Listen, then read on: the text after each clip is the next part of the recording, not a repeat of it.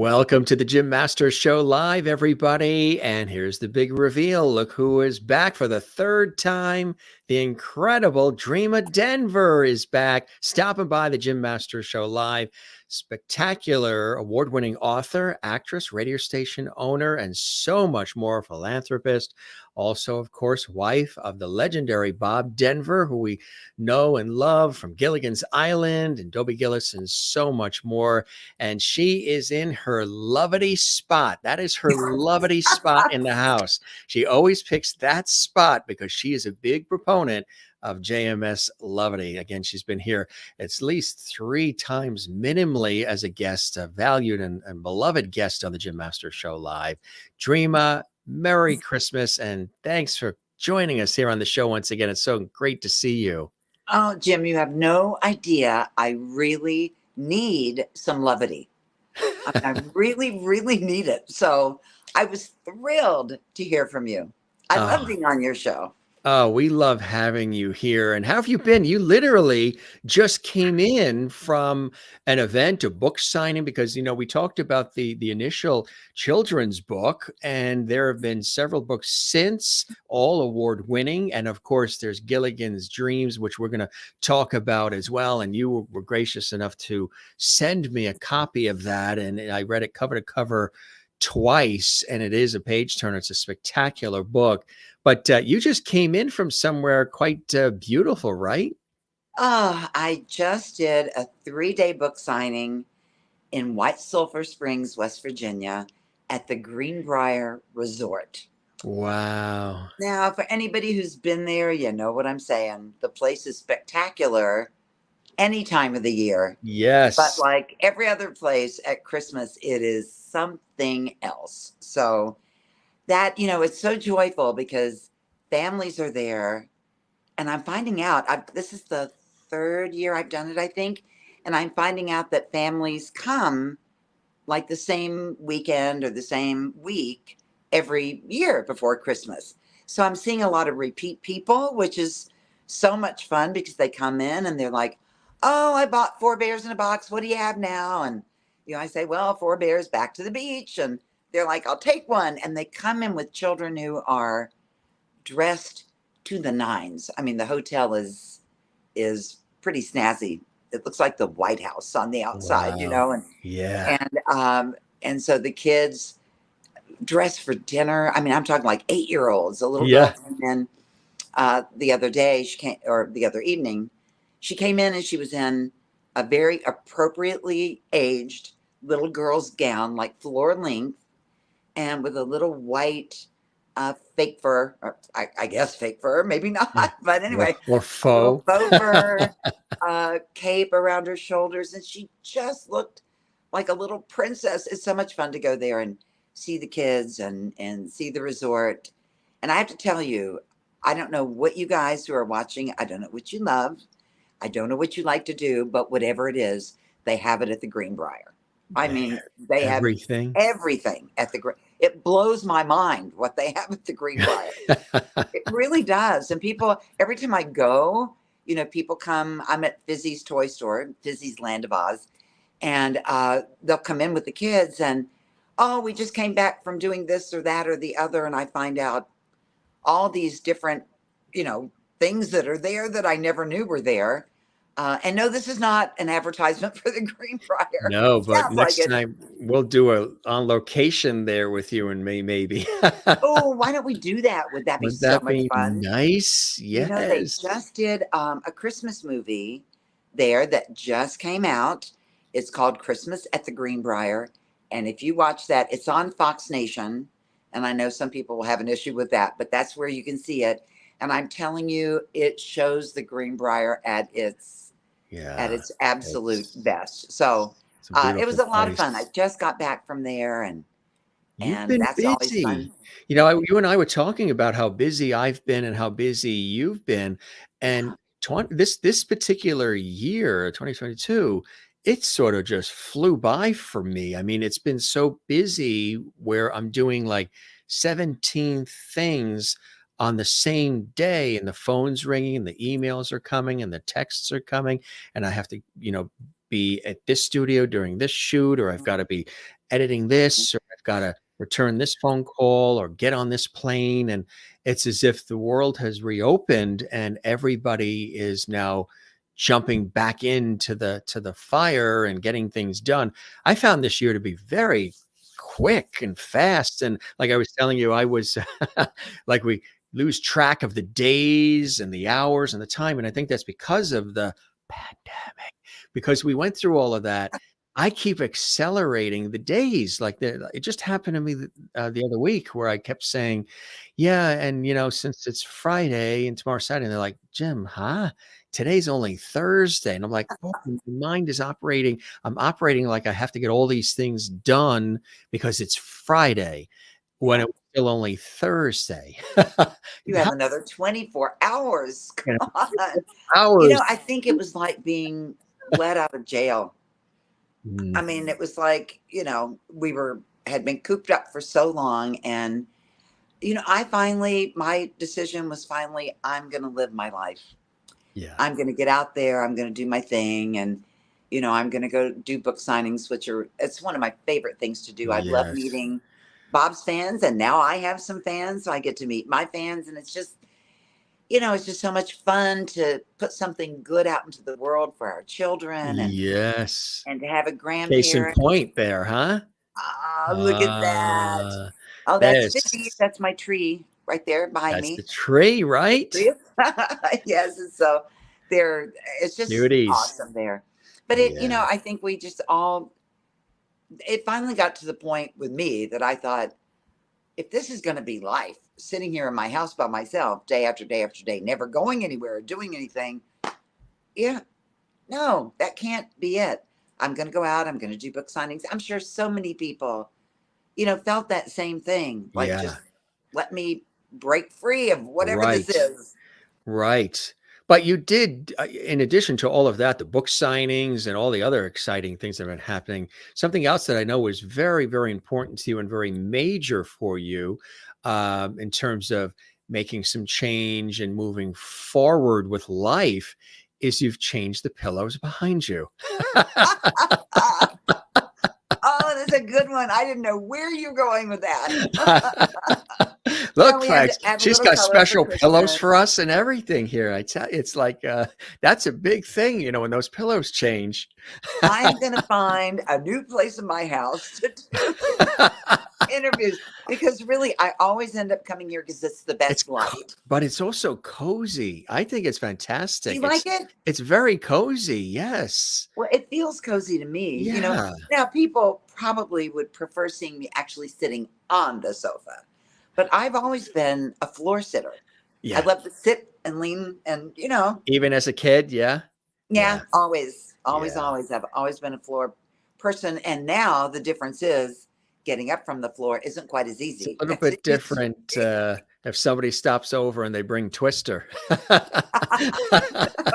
So that's I would never get up from that. Are you kidding me? That would never happen. So how's your son? How's the family? How's everybody doing since we chatted last?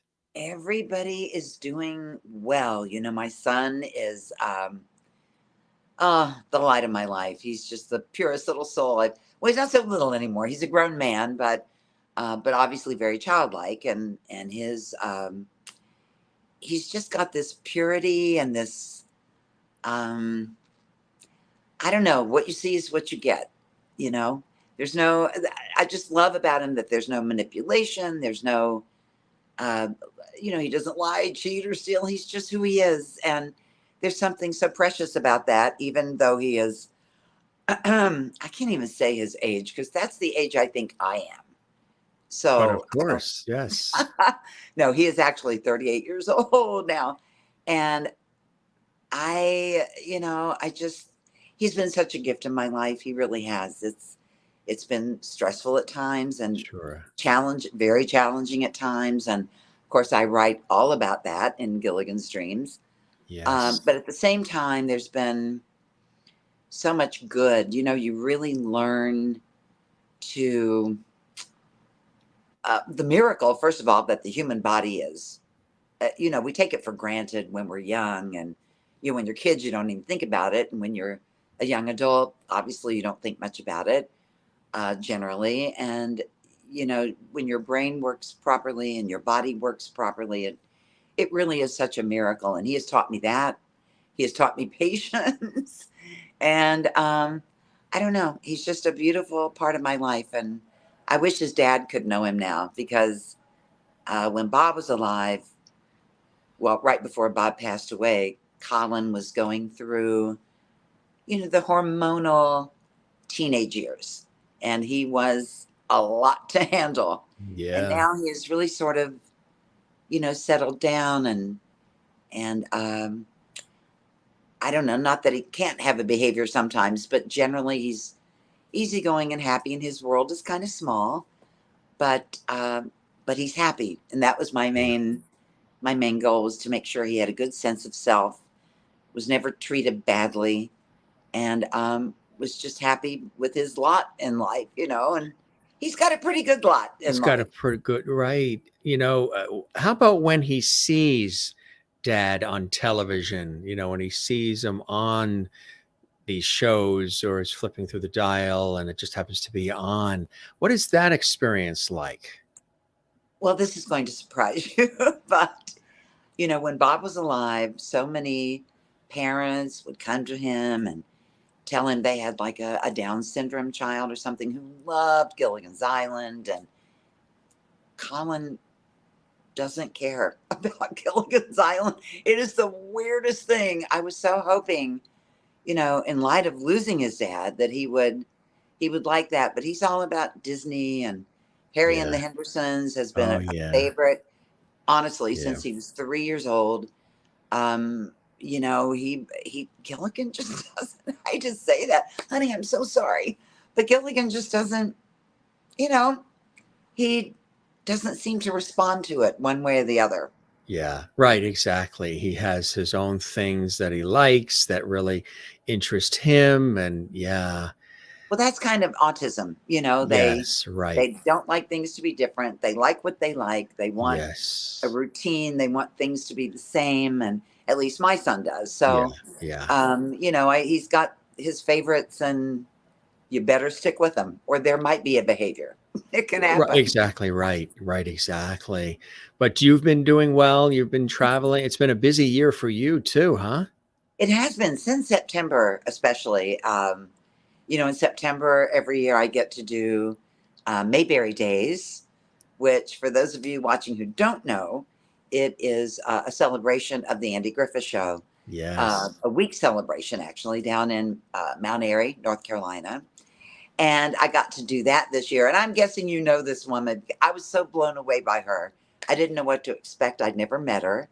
But Ruta Lee was. Oh, yeah. Do you know She Ruta? she was a guest on our show. Oh, She she was is. at her chalet or something in Mexico. It was funny. She was a riot. She is so awesome. I just She's real. loved Yeah. from the very beginning. I mean, we met. Um, there was some function at the country club down there, and we met there, and they brought us lunch, and she and I and her friend Ronnie, we all sat down together, and she and Ronnie both had recently, in the last few years, lost their husbands, and I don't know, I guess we had that in common, but we just hit it off in such a big way. She was so much fun. So I really enjoy. And Daniel Roebuck from Yeah. Matlock. People will remember Yeah. him from Sure. Matlock, and he just did the new the new movie. It came out Halloween. Munsters, the Oh, new Munster yes. movie. That's right. He played Yeah. Grandpa Munster. Met Yes. him for the first time. He was, I'm really starting to find that so many well known. I guess I've always known it, and I've been very blessed to uh, mainly meet the nice people of Hollywood. Right. But when I meet folks, even now on the road, classic stars who were huge and are still great stars, and they're usually almost always just kind and respectful, and good to the fans, really generous with their time. And, I don't know, it's really a nice thing, because on the rare occasion that you do meet somebody that you've admired for years and years and years, and they're kind of jerky. That is such a huge disappointment.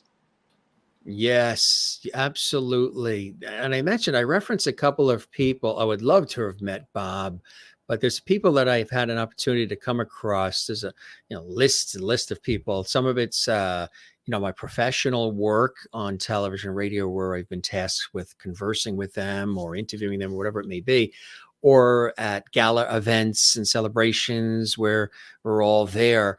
And there's two that immediately come to mind. Carol Burnett, just as open and funny and real and authentic and approachable and affable and no ego and everything that you would hope and expect. Yes. Absolutely. Florence Henderson, too. She was another that just was so funny and witty and warm and would write to every fan that ever wrote to her, she told me. And just Wow. really, it was extraordinary. And we got a chance, the last time I saw her was about a month before she passed. And it was absolutely, we're at this big gala event and all, and there was photographers were taking photos and we were all together, and she was in this beautiful white pantsuit, and the photographers wanted everybody squeezing together, and she sat down on my lap, and I all of a sudden reverted back to being a 10-year-old boy, and I'm saying, wait a minute, I've got Mrs. Brady on my lap. I'm holding up Mrs. Brady. I love it. I went back in time. She was fabulous. And too, I would say Judy Collins, Aaron Neville, and Regis Philbin. Regis Philbin was a hoot. He really, was somebody that,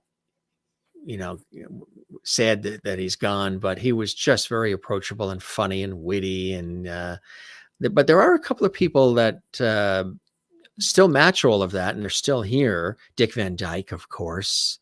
Yes. Just Wow. 97, I believe. Yeah. He just had a birthday, I think. Yes. Yeah. I think it's 90 90. something. I mean, look It's at up Norman there. Lear over one. He's 100 now. Norman Lear. Is that unbelievable? It really is unbelievable. It's like it's amazing to, I met Florence once. It was some function that Bob and I were at, dinner, tables, all that. And she and her husband and Bob and I and somebody else, I can't even remember who, were seated at the same table. And she was so lovely. She was just fun and personable and made you feel very comfortable. I always like it when, you're made to feel comfortable, like you're a buddy or a friend or something. Never met Carol Burnett. Now, at the TV Land Awards, the last personal appearance that Bob did back in 2004, I think it was the second annual TV Land Awards. Carol was at the table. Her show was at the next to the Gilligan's Island table, and so I feel like I got to be around her. I got to be around a lot of people that night that just, blow your mind. I'm sitting there thinking, wait. I'm just this little girl from West Virginia, the West Virginia hills, who never dreamed she would be in LA to begin with. But to be sitting in this room with, I know the Mary Tyler Moore table was here, kind of in front of us to our left, and right behind her was the Wonder Woman table, and then right next to us on the other side was the Andy Griffith table, and in front of them, I just remember Farrah Fawcett was there. You couldn't look much past that. I mean, she was so beautiful. Was that the Charlie's Angels table or something? I don't remember it being the Charlie's Angels table. I'm trying to think what one it was, but she was sitting there, and oh my gosh, she was just so beautiful. Once you looked over there and saw her, you just couldn't take your eyes off of her. She was so gorgeous. And, it was just like a room full, just the tables right around us, everywhere in that big ballroom. It was just so many classic television stars. It was pretty amazing. Yeah. I felt very fortunate and very blessed to be there, believe me. Yeah, absolutely. Which is, that's a beautiful thing. And to be surrounded by people and having such a wonderful evening like that. And I'm sure there've been many over the years. Gilligan's Dreams, there's the first version, of course, and then there is the second edition. And Yes. tell us about this really being a memoir, also being a love letter to Bob in so many ways. It is definitely a love letter to my husband. He was and still continues to be the love of my life. During our marriage, Bob was older than I was by about 15 years. And so he always assumed that he would be the first to go, which is the way it happened. And during our marriage, he thought I was a good writer. And he said, look, when I'm gone, if you want to write our story, do it. But if you do it, tell it like it was. Don't pull any punches. Don't sugarcoat anything. Just tell it like it was. So that's what I did in this book. And it, like any couple, any marriage, we had struggles. First of all, we had a severely autistic son who required full-time care, which we provided for 20 years until Bob passed away. And, that was a struggle that we had to get through. I had a lot of things in my life and in our marriage that I felt were really touch points for a lot of people. Like Bob told me, he was a drinker when I met him, and I didn't quite know exactly what that meant, that was going to cause issues. I'd never run into that in my life. And I debated on writing about that. I thought, I don't want to spoil people who love him. I don't want to make them, think less of him or anything like that. But I kept remembering what he said, which was tell it like it is. That was part of our early struggle in our marriage. And we got through it. And we got through it beautifully with our love intact. And we were together. We lasted for 30 years, So that's a hopeful, I think, kind of thing. So I did write about that. I wrote about obviously our son's diagnosis and the 20 years that we took care of him and the stress of that. That kind of thing, whether it's autism or some other special need, is just exhausting in every way. Something can be exhausting, financially, physically, mentally, emotionally. It just drains you. And a lot of people, I found out after our son was diagnosed that there's a lot of autism to some degree or another in this world. There And is, yes. no, there really, really is. Yeah. And so that's a touchstone that, I'm not a doctor and I don't try to play one in my book, but I can only talk about my experience, our experience as parents of an autistic child, and so that's what I talk about. Because I tell you what, Jim, what's really weird, and it was true even for me, when you're going through something like that, whatever the special need may be, you there's some kind of comfort in knowing that somebody famous that you've watched on television, that was part of your life from the time you were this big, there's something really comforting to know that they've gone through it too. Not because you would wish anything on them, but just because you feel like celebrity people who are well known with a famous face, nothing bad ever happens to them. Oh, look, it's my darling. Look at him. Yeah. But nothing, they don't have struggles. Everything is perfect for them. Everything, goes smoothly. You see, women who you see on TV and in the movies have a baby, and a week later they look like they never were pregnant. It's that Right. kind of, Yeah. How everything's does how so does that happen? magical. Yeah. Yeah. Exactly. And the rest of us, we struggled getting the weight off, and it took 6 months and all that. So I think there's, you feel like there's this magical something with the celebrity. So when you find out that somebody you admire, and somebody who's well known, when you find out that person is going through something similar to what you're going through, I think there's a comfort to that. I know after we had Colin, and I found out we found out that John Travolta had an autistic son, and that Tony Braxton had an autistic son, and Jenny McCarthy, and there's just some sort of sigh of relief going, okay, it's not just us. Other Mm-hmm. people go through this too, Right. So I wanted the book to do that and to inspire people to, I make no judgments on how people decide to handle the challenge of special needs. We did it the way that was best for us and our family, and people, might not even agree with the choices we made, but I still think that it's a very personal journey. And wow, to have a man like that one right there who loves you and sticks with you through every bit of it. He set aside his career for the last 20 years of his life um, to be with me, for us to give full-time care to our son. And I think you would agree with me that a lot of famous faces, a lot of men who are career driven, I guess we'd say, those, I keep getting distracted looking at my darling. He's such a cutie. You But, both are. Were you kidding me? I know. Look at him. Oh, I remember where all those were. Anyway, And this was really back. This one. that was when that was the Owl and the Pussycat was the show. And I don't remember which theater it was, but that was when we first met each other. I was, in my 20s. That's a lifetime or two ago. And And did you know we were who he just little was? babies there. Did you know who he was then, or were you just there to do a job and then the sparks sort of? How did it all come together for the two of you?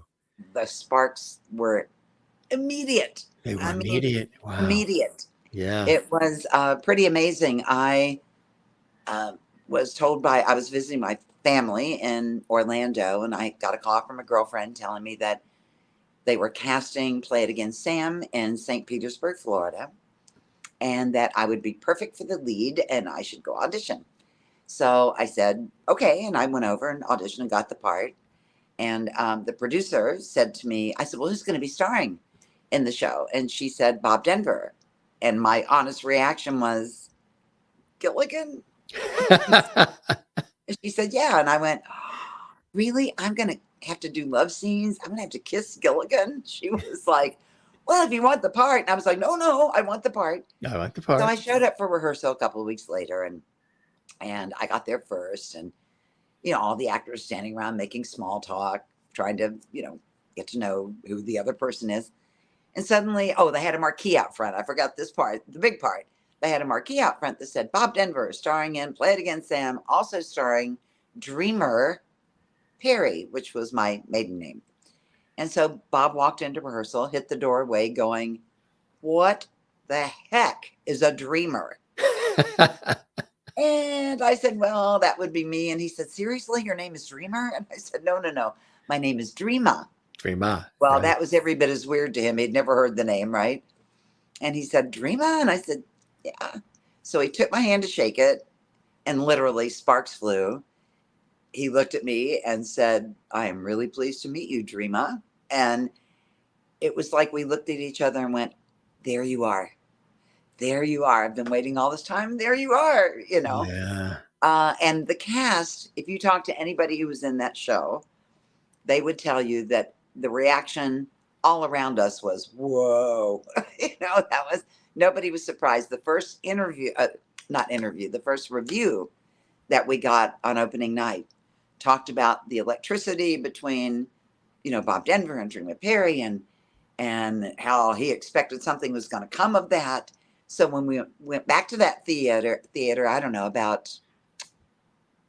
maybe 3-4 years later, and we were married, the reviewer came again and he was like, I knew it. I knew it was going to be this way. So, it was immediate, and it was the real deal. I guess when you have that kind of reaction to somebody initially, maybe you don't know, is this just lust, or what is it? Right. But it was the real deal.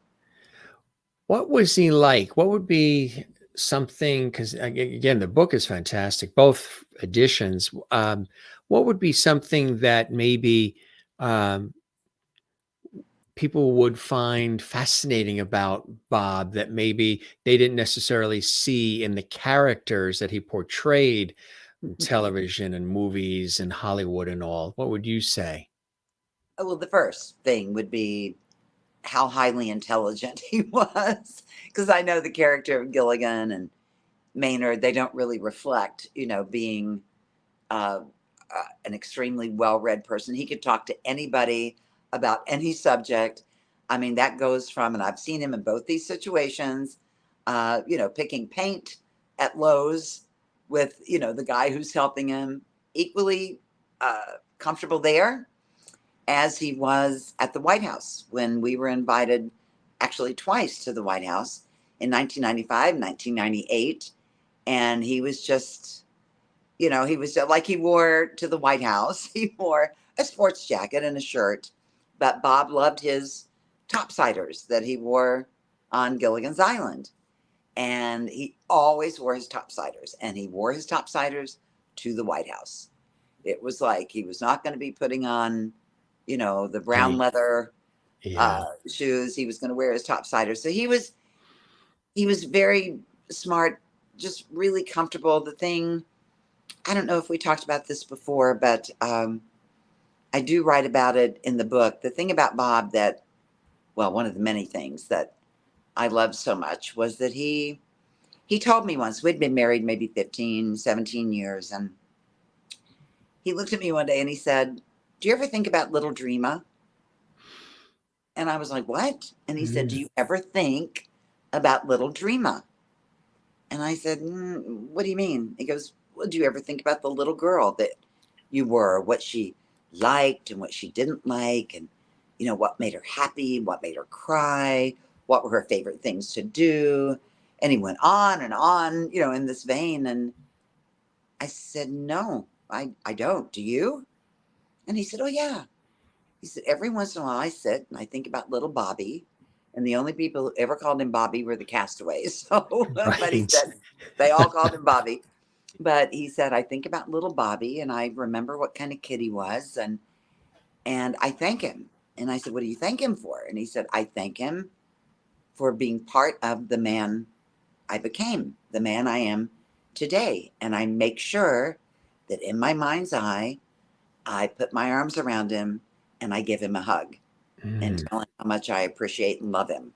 Yeah. Well, by this point, he has me, I've got tears in my eyes. I'm like, "You really do that?" And he said, "Yes, I think you should try it." And I said, "Okay."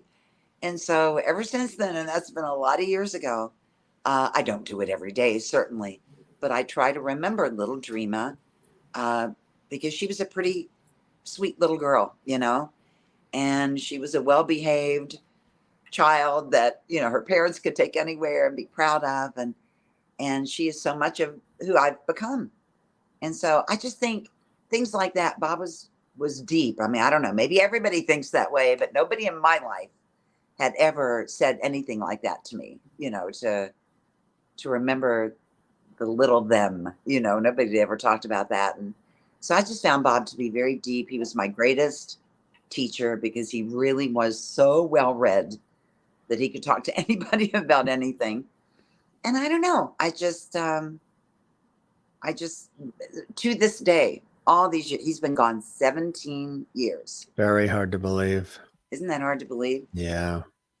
And to this day, I miss him like crazy. And I don't know what it is, maybe because I'm getting older and I am now older than he was when he passed away, which is kind of mind blowing to me. Yeah. And, it just, I don't know, the blessing of having been married to him, the blessing of having had that kind of love in my life. I think we had the kind that, now it wasn't perfect all the time. Gilligan's Dreams will show you that, but it was pretty darn close considering, the stressors that we had with Colin and all that. It was just, Yeah. I don't know. I'm just very, very blessed to have had him in my life and probably miss him more now. I went through a spell where I was trying to find myself and it was very hard in the beginning. And then I felt like I did get my footing and got my balance and was able to start carrying on. And now I just miss every day. I miss having a partner. those of you who have your marriages and your partners and, you have, wonderful love stories, enjoy every single solitary second, because we don't know in life when those things might change. And it is to have a partner, to have somebody to turn to and say, what are we going to do? Now everybody looks at me and goes, what are we going to do? And I wish I could look at Bob, and because he was so smart that way, and Yeah. really even keeled about things. And I just miss him all the way around. Yeah. But what a blessing that you met each other, that you were on that project there. And from there, um, things just like you said, the sparks flew, which was an extraordinary thing, right? Not just a Yeah, chance meeting, it was truly meant to be. it really was, and that's, people say that soulmate is kind of thrown around and kind of loses its impact, I think, because, everybody, I don't think it's a soulmate. Some people don't even believe in Right. soulmates, but we were meant to be together. Colin was meant to come to us. He was meant to be our son and have us in his life, advocating for him.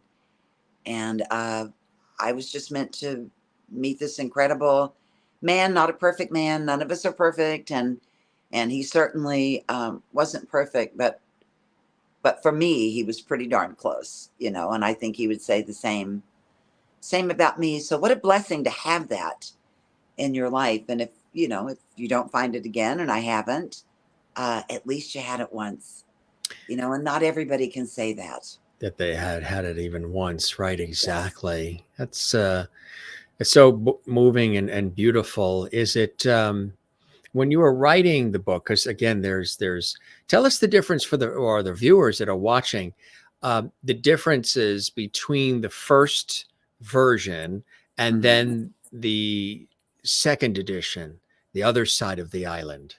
Yeah, I was going to say the only thing same is the picture, but that's not true. The book is obviously the story is the story. But what I found, I self-published the first one, and it did well, and it got great reviews on Amazon. I think it's still rated 5 stars on Amazon. But when I got with Headline Books, and my first children's book did really well, the publisher, Kathy Teets, said to me, we would love to republish Gilligan's Dreams. And I said, okay, that would be so awesome, because I had so many fans come to me and say, oh, we wish you'd had more Hollywood stories. Because I didn't Mm, talk a lot about the falling in love and the getting married and getting married in Vegas and all that. Yes, I talked about that, but I didn't really talk a lot about the people I met in Hollywood, the things we did, like doing the Harlem Globetrotters on Gilligan's Island together and all that. So I thought, I told her, I said, I would like to add some of that and maybe take some things out that, in retrospect, looking at it, it wasn't necessary to have that, whatever it was, as part of the book. So I went back and added, I mean, can you believe this blew me away? I was going through pictures for the book, so I wanted to put new pictures in. And so I was going through a stack of photos and came across one that I went, I had totally forgotten this. And I won't tell the whole story. You can read the book and see it. But Bob and I went to Glenn Ford's house. Now we're talking the golden years of Hollywood, right? Glenn Ford, the Glenn Ford. Bob's mother, Gran, worked for Glenn Ford. She was, I think, 75 at the time, and Glenn Ford's mother was 90. And Bob's mother took care of, would come and sit with and play cards with and talk to Mrs. Ford. And so we were going to pick Gran. I ended up telling the story after all, but anyway, we were going to pick Gran up from work one day, and I was new to Bob, and I didn't know LA at all. And we drove past the Beverly Hills Hotel, and I was like, where are we going? Where does she work? And he was like, you'll see, you'll see. So we get to a gate, and we get let in, and we go to a guest house, and there's Gran and an older lady, and the lady says, Bob, so good to see you. And Bob was like, Mrs. Ford, it's wonderful to see you too. And I'm like, Mrs. Ford, and I'm trying to make the connection. I'm not making it yet. And then she says something like, Glenn would be so happy to see you. And I thought, Glenn Ford? Glenn Really, Ford. Glenn Ford? Glenn invites Bob and me up to the house and takes us into the kitchen, and we sit down at the kitchen table, and somebody brings us a cup of coffee. And I cannot tell you one thing that we talked about. It's like that whole thing it's like Just a blur, right? a total blur. I was trying to remember for the book, oh, what did we talk about? He did introduce us to his young wife. I think he was in his 60s then, maybe 65. And he had a very young wife. And I remembered her name for the book. Now I can't think. But anyway, she came down and we met her. I do remember that.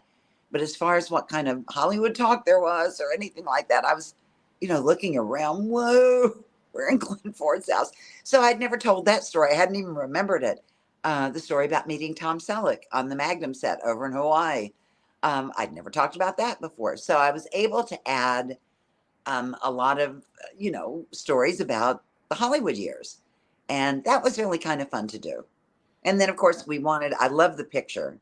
That picture, by the way, was taken on the dance floor of the Love Boat. So people seem to love that. That And is the dance floor of the Love Boat, right? there we are. That is the original photo before the background was taken out and all that.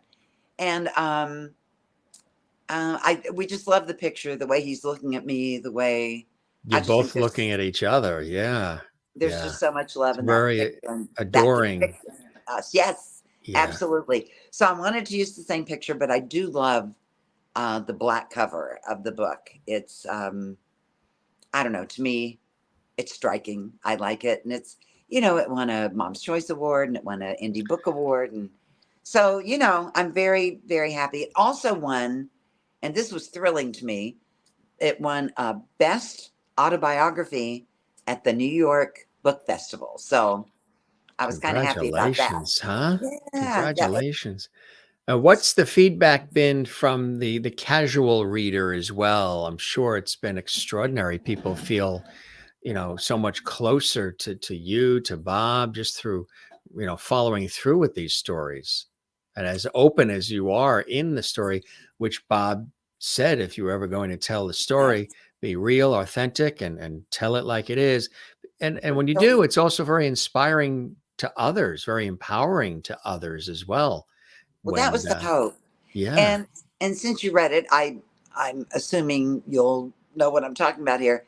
When you read the reviews on both versions of the book on Amazon, so many people remark on exactly what I was going for. When I wrote the book, I wanted people to feel like they were sitting at the kitchen table with me. yeah, We were having a cup of coffee, and I was telling them the different stories that obviously are in the book.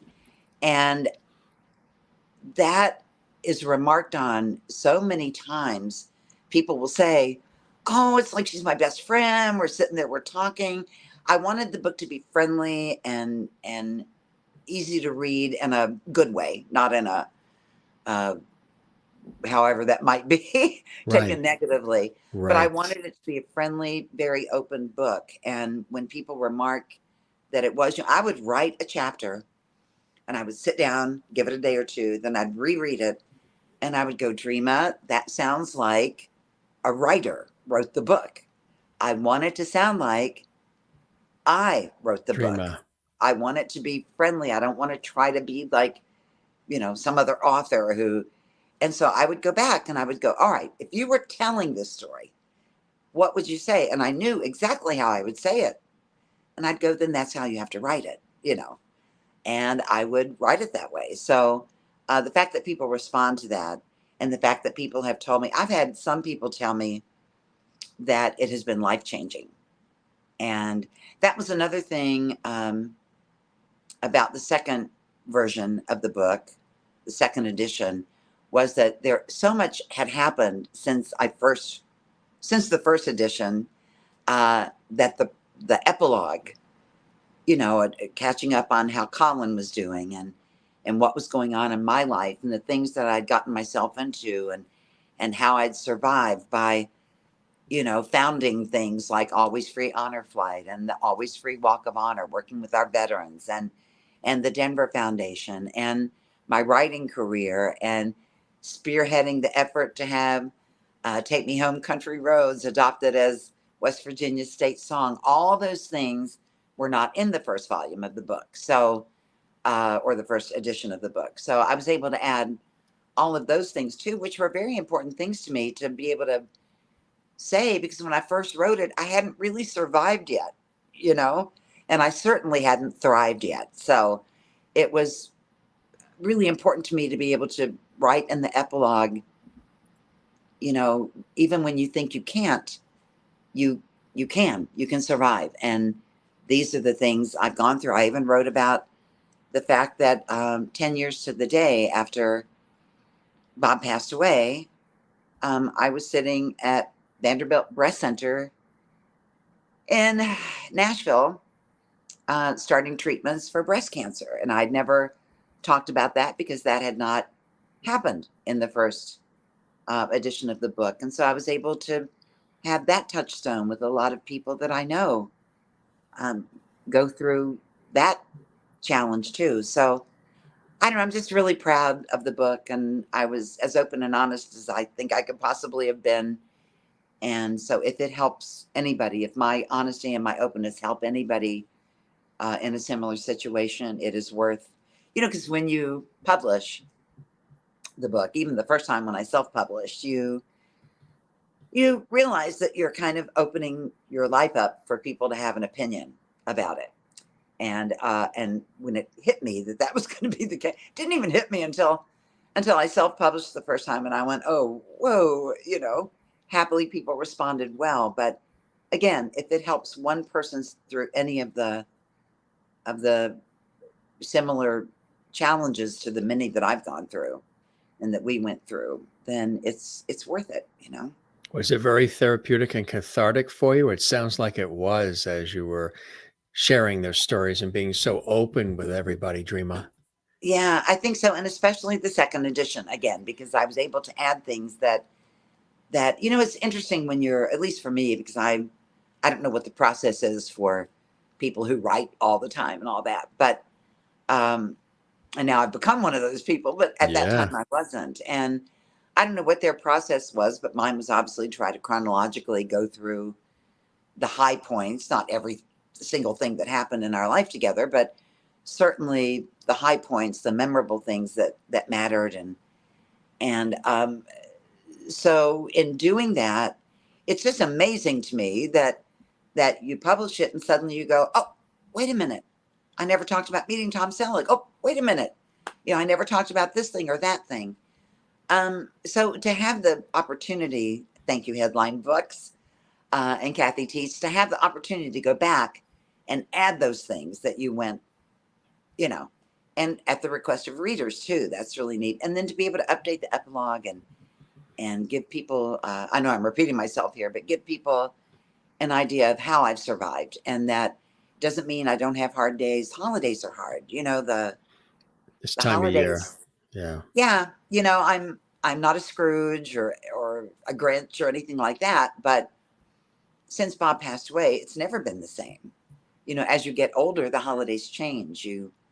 Your kids aren't little anymore, and they end up married, and they've got to divide their time between you and their spouses, families, and things change. It's not nuclear the way it was at one time. So, and they can be a little sad, I have to admit. That's why I love the Greenbrier, because it's really like that's what I consider my Christmas, is when I'm up there, and it's just a different kind of Christmas, but it's wonderful in its own way. And but I do miss Bob. His birthday was January the 9th. So from Thanksgiving until January the 9th, it's it can be a little tough sometimes. Did he love Christmas? He did. He loved especially tasting the stuffing. He was my taste tester. Oh yeah, yeah. The A stuffing for good the man, a turkey. good man. I love the I stuffing know. too. The Do Christmas you? cookies, the stuffing, and the Yeah. mashed potatoes. Yeah. Oh, mashed. And I don't know. Does your family do dumplings? No, I've never had that. Not at this time of the year. But in the summer, I've had Yeah. it. But dumplings, I don't know. Maybe really? that's a It's, Southern West Virginia kind of yeah, thing. But yeah. it's We've but This is a like foodie chicken and crowd. dumplings. Tell Well, us it's about the basically. dumplings. I don't know. It's my mother taught me a real easy way to make them because if they got too complicated, I wouldn't have done it. But she taught me a real easy way, and I love them. I think they're so good. And so my favorite thing is the dressing, the gravy, which comes from the dumplings, and the mashed potatoes. That's my right there. You can Yeah. even skip the turkey, except that you need the drippings. You know. uh, the Irish in me says you have to have the potatoes. There's no way you're not going to have some potatoes in there. I don't know that life would be worth it without mashed potatoes. Honestly, I I think I make them at least 3 times a week because my kid Yeah, loves I them. love them. And Yes. even though he has his own house and he's with Yeah, caregivers, I still cook yeah. for him That's beautiful. every day Yeah, and take things over. So yeah, mashed potatoes are like that's my thing right there. yeah. It's That's my it's thing. it's And it's mine. salmon. Salmon's my other Oh, thing. salmon too is another. Yeah, Yes. that's another. Salmon and mashed potatoes. Does it get any better than that? Oh, yes. Yeah, if it's on the menu at the restaurant, because they balance each other out. The salmon is good for you, the fatty acids, the omega-3s, it's healthy, and the mashed potatoes are sort of the treat. The Exactly. Exactly. I'm telling you, Jim, if we ever do anything together at the Greenbrier, so I'm kind of pushing for that, right? But if yes. we ever do, first of all, they have, I don't know, 15 restaurants on the grounds.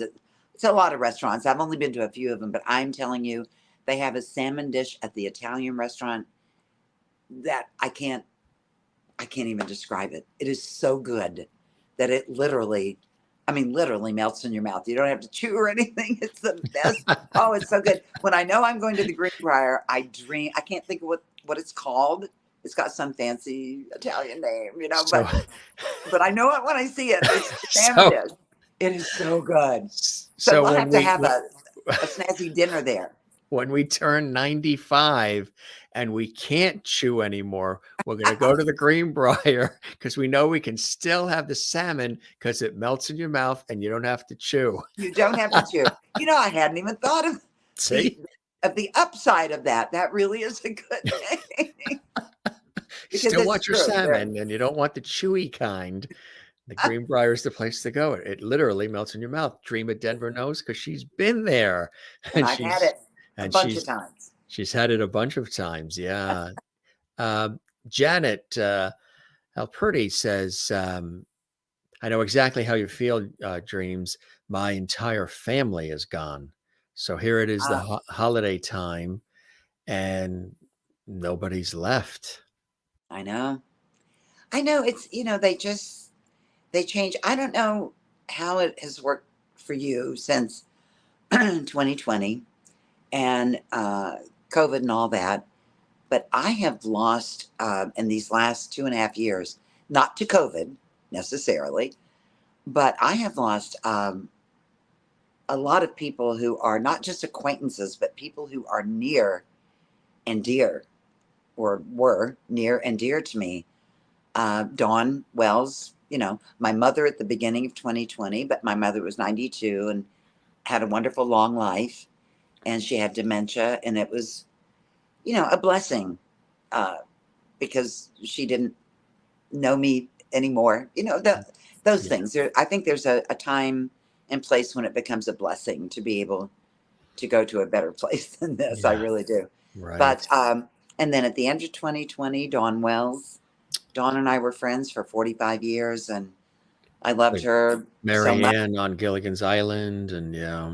We worked on the road together. We toured sometimes as Mary Ann and Mrs. Gilligan, and we would do signings and all that, and that was so much fun. And I miss her. And then my assistant, not well, she was my assistant for 15 years, but she was also one of my dearest friends, passed away unexpectedly a few months ago, and just like out of nowhere.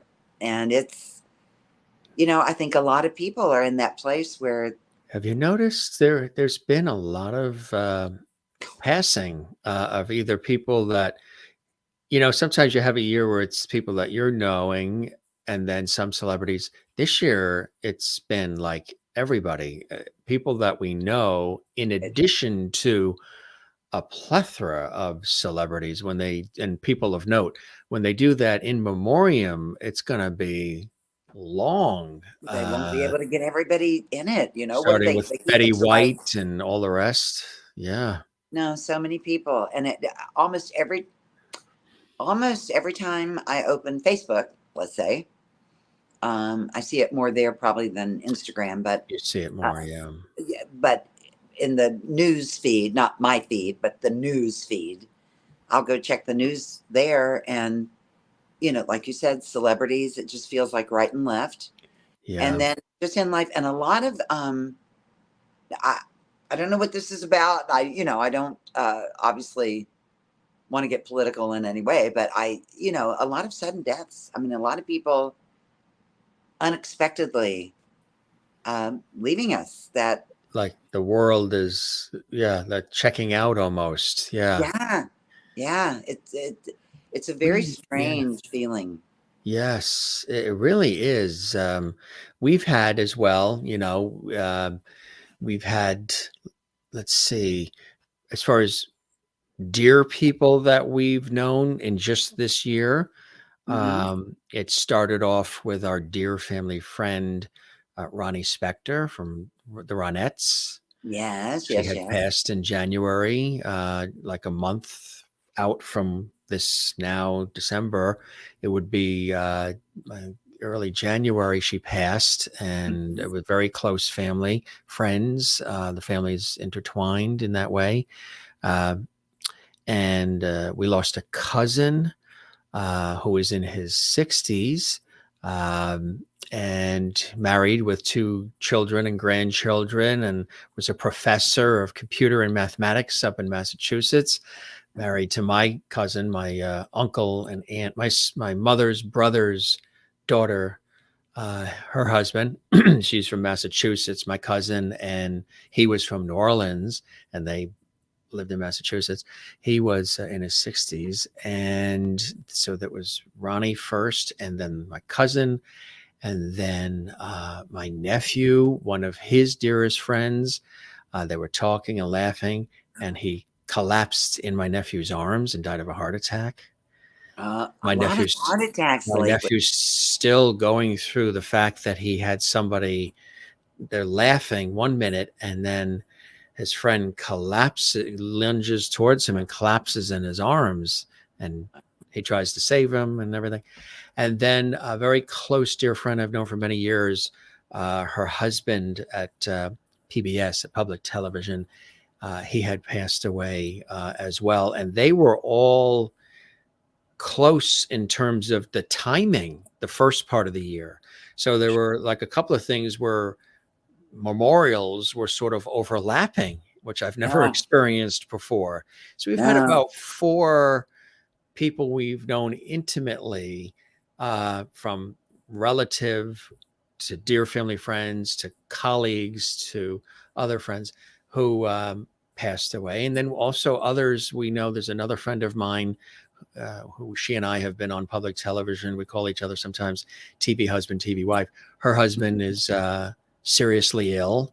Um, and there's just so much going on, you know what I mean? So I keep just saying, keep moving forward.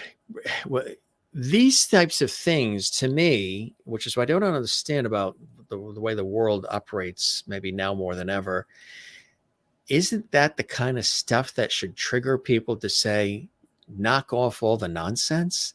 Let's be nicer and friendlier. Let's get together wouldn't you for think? a tuna melt at the diner. Let's just, with all of this that you see and all the things that we've been through just the last couple of years, instead Mm. of pulling apart and being ruder, more arrogant, more violent, more vicious, more argumentative and disagreeable, and I'm better than you and all this nonsense. You figured that these things that we're seeing all swirling all around us would make people stop and pause and say, I'm not going in that direction. Life is short. We've seen it with all the things that have happened and still happen. Let's bring it together. Let's enjoy the ride. Let's enjoy the party, because it can happen like that for anybody, or it could be something longer term that isn't so great either. I don't understand why. What does it take for anybody to sort of say, "Okay, I'm good. Let's come together." Yeah. To me, that's like the ultimate in wake up calls. It's been a very sad time for many, many people, Oh, and I think everybody is suffering. just right. No matter who and what you have and who you are and what you do, behind every door, there is a lot of confusion and frustration and sadness happening. Right, exactly, and it's funky. It feels a little funky with all the fabulous things that are happening, and things are rolling again, and all that other stuff. There's been lessons learned. It's certainly been a time of pause and reflection, and it just the air. And a lot of people say this: the air feels different. I don't know if it feels a little thicker, but the air feels a little different. Do you I find that the case? Yeah, I hadn't thought about it, but yes, absolutely. And you know, I, all the older you get, I think the more you start to understand that none of us is promised tomorrow. I mean, nothing says we're going to wake up tomorrow morning. And I think in my younger years, that was always sort of abstract. Like that you won't be here forever, but it's so far away, or it's going to happen to everybody but you, and or if it happens to you at all, you're going to be 110, and But I think as I've gotten older, and especially with these last few years, I've really come to understand in a very real way that I am not going to be here forever. And I don't even know that I'd want to be here forever. I mean, for heaven's sakes, there's something better waiting. So I think that trying to come to terms with that, or when you do start coming to terms with that, you realize that so much of I hate to say this because I don't want it to be taken wrong, but so much of the stuff is small stuff. It's big in the moment. It's big because we make it big. We, blow it up bigger than it needs to be. I think back on things in my life that, it was the end of the world, and how could this thing happen? And, now I look back on it and go, what was my problem? That was nothing compared to, some of the things that we've all been through in the last few years. And I don't know. I think once it's so silly to say once I really understood I won't be here forever, because that's just a given. It doesn't matter how rich you are, how much power you have, how famous you are. None of that is going to change that. Can't take it with you. You can't take it with you. And it's not going to keep you here. All of No, it that, isn't. No, it all isn't. those things. That's not going to get you a free ride forever and ever and ever. But once I really understood that, and it might have been, in my book, Gilligan's Dreams, I talk about the fact that I was under so much stress during Bob's illness, and my son was here with caregivers I didn't know very well at the time. Know them very well now. They've been with him for 19 years, so that's not an issue anymore.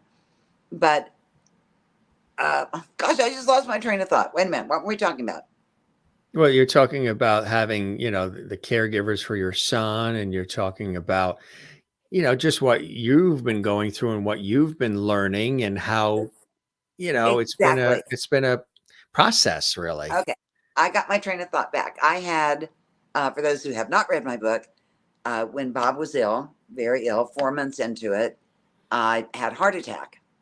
But that didn't register with me because he took precedence. He was so sick, and I wanted to be with him. And It was 2 weeks after he passed away and I got home, Yeah. Yeah. which would have been 2.5 months after Yeah. I actually had the heart attack, that I went, oh my gosh, I had a heart attack.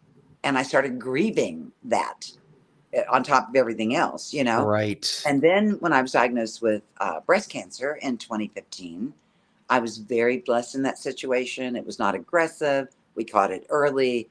All the good things that are the things that you want to have happen. Yeah. I think that's when it really hit me that, you know, you're not going to be here forever.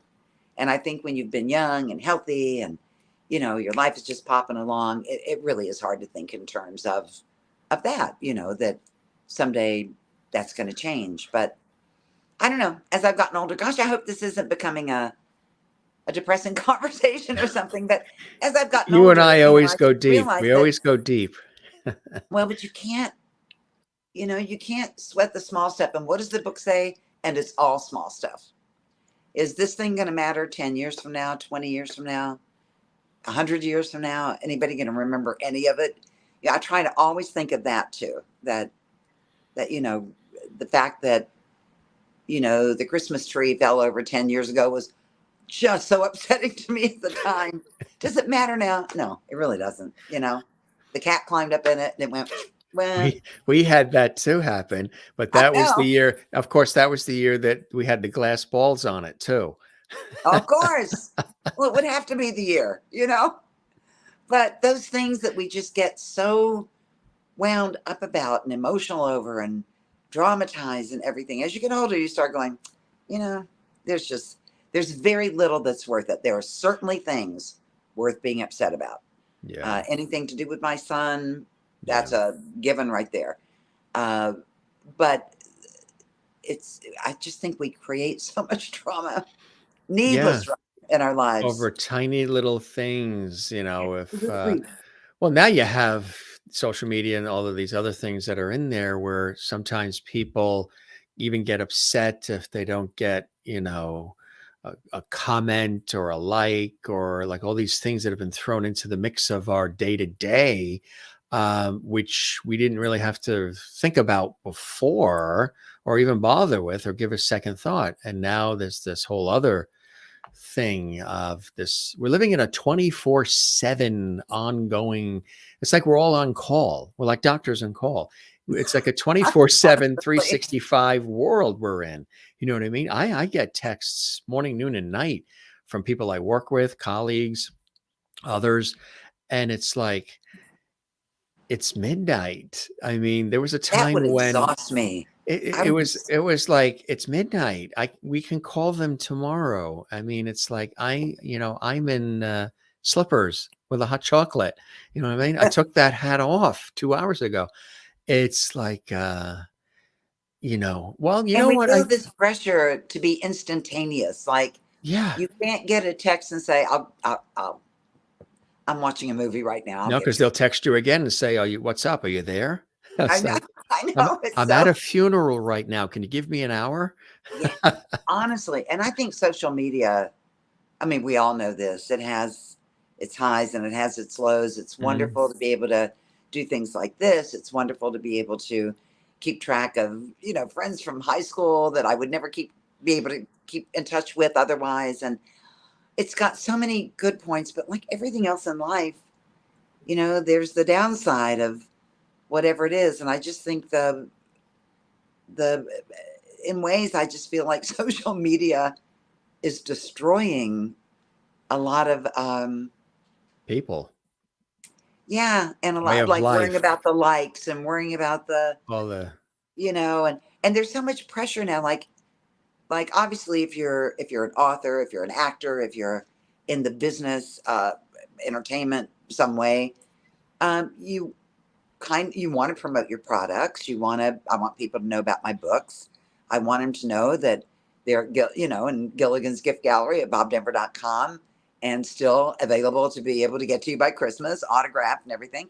I mean, obviously you want to do those things. So when you sit down to make a post, see, I just did that, didn't I? You're so good. Oh, You so are when you, slick. There it is, no, I've been hanging bobdenver.com. out with You you are too that's much. I'm it. just saying. She does it in No, a but very lovely way. It is so levity. See, I'm feeling all the levity. That's the thing. Yes. But no, when We need you, as much as you needed a dose of us, we needed a dose of you, Dreama. oh, that's so, Our viewers love when you're on. I love when you're on. I love when I talk oh, with you. that You're is one of so my nice. favorite guests of thousands. I was calculating not just with this show, because like I was saying, we're approaching something like 900 episodes, but in my career on television and radio, network, regional, local, whatever, I've probably interviewed over 6,500 people. I'm sure. And you are one of Easily. my favorite people because Oh, it's like Jim. we're sitting at the couch there and we're having hot chocolates and we're Yeah. just shooting the breeze about life in whatever direction. And we never have any, which I don't do with this show anyway, because I like conversational, Cavett Carson style way of doing it. You have no idea what we're going to chat about. Sometimes I don't even, and we just let it roll as two people who are living life. We may have exposure to these semi-glamorous sort of worlds or whatever in different ways, but we're both real people who are, authentic, and we both get what life is really about. The simple things are sometimes more glorious than the big things, Way more. and we just have we let it shoot the breeze, just have a conversation, not an interview. I don't call any of these interviews. We have a conversation. I also think when you have a conversation, the viewer feels more engaged, more invested. They're listening to a conversation, not to a lecture, not to an interview where I have those 10 questions to always ask and get those 10 questions in and don't even listen to her answer. I got to get to that next question before we're done. No, that's, I was just going to say, it's so funny because you can obviously do interviews sometimes where just what you said, that while you're asking the question, I'm thinking about the answer. And while I'm giving it, you're thinking about the next question. They don't listen to each other. I think the kind of show you have is the kind of show where people actually do listen to each other and respond accordingly, and I think sometimes that results in the most interesting, most fun. The first time we talked, we were talking about this before we went on. The first time we talked, I can't believe somebody beat my record. Oh, I thought I was going to hold that record forever and ever and ever. But anybody who was with us the first time, it was like 4:15. It was like 15. It was like 15 more minutes. We talked for 4 hours and 15 or 20 maybe minutes. Do you remember my Dreama phone? Denver sat in that spot I without haven't without that getting time. up for anything. She sat there, No, I Indian had to get up. style. I Wake had up to get up once, one right? time Yeah. because remember my phone was dying. I Yes, got a that's right. 10% You warning. charged in. So You I had to charged. get up and walk into the kitchen and get the charger and come back in and plug And it we were in. deciding live on the air, should you do that or should we wrap? And we both said, plug it in. I know. That That was funny, huh? was our very first time meeting or anything, actually. So, Yes, right. and And then you've been, since then, you've talked to a lot of my friends. I know you met yeah, Burke Allen, my manager, yes. and And you've talked to Landau, right? Landau, And yes, Voices of absolutely. Classic Soul. Yeah. Oh, Those twice. They were fantastic. they are Joe so Coleman and everybody, awesome. they are amazing. Joe and Really, Joe really. and Theo. Theo. Theo, yes, they are Theo peoples. Peoples. Yeah. Temptations. Yeah. Yes, we have had Kevin on the show, and Yeah. yes, Yeah. Sizemore. Oh, I love Kevin. He's so sweet. Yeah, I've got great people in my life. There is nothing ever to be, we all have moments when we get down or, and I just have to always remind myself I have the most wonderful people, honestly, have come into my life since Bob passed away. Now that's been 17 years and they've come, little by little. Um, but it seemed like every time I needed a certain somebody to fill a empty spot that Bob left, that person came. Like an example of that would be Burke Allen, that we're talking about, my manager. I met him through Homer Hickam. Have you interviewed Homer? I don't know, not yet. I would love to. Yeah. Oh, you've got to do Homer. Homer's so, oh my gosh. This man is, well, anyway. Um, but I was at a point in my life, Bob had just died, and Bob was a person who gave me so much confidence because honestly, he thought I could do anything. Yeah.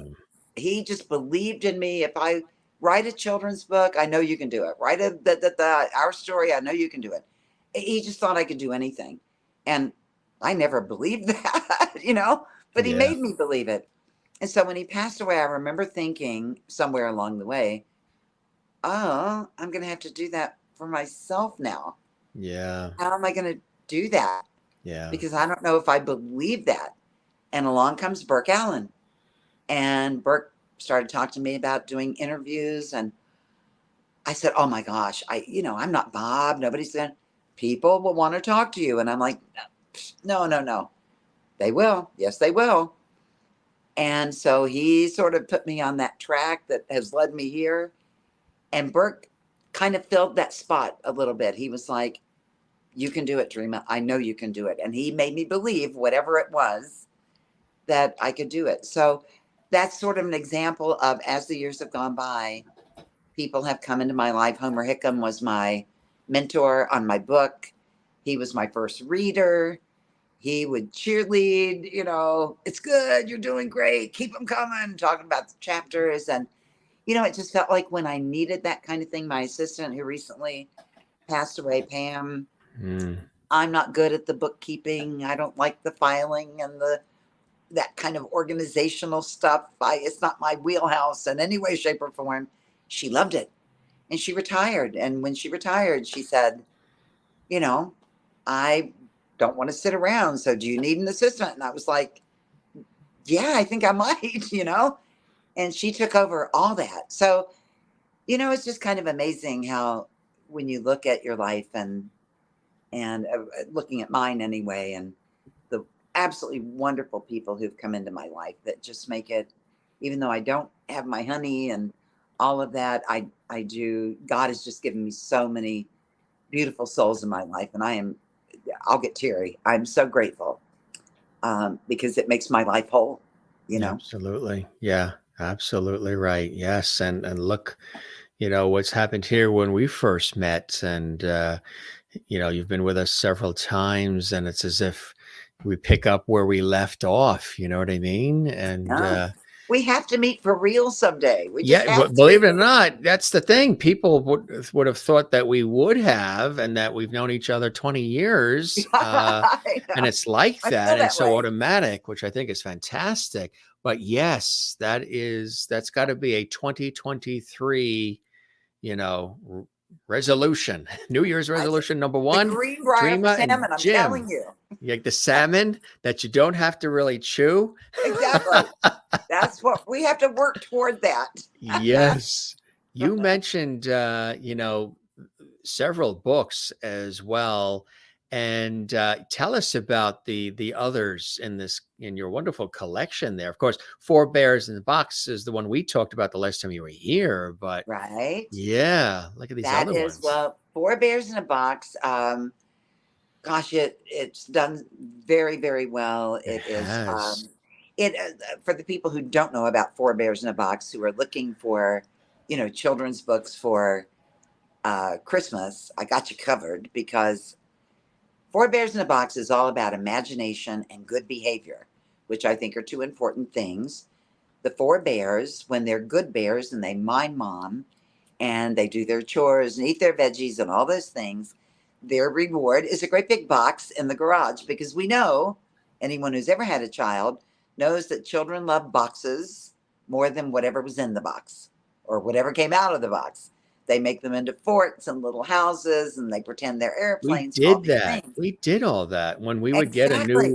new washer or dryer delivered to the house. That Oh big box, man. we'd roll in that box, or the refrigerator, we would roll in that box and just, See, yeah, that's yeah. why Four Bears in a Box, people go like, well, what is that? But that's what that is. It's all about imagination and the things that you can make a box become in your imagination. So it becomes all kinds of things in the story. But the thing I love the most, and and the prettiest piece of art. Should I show you?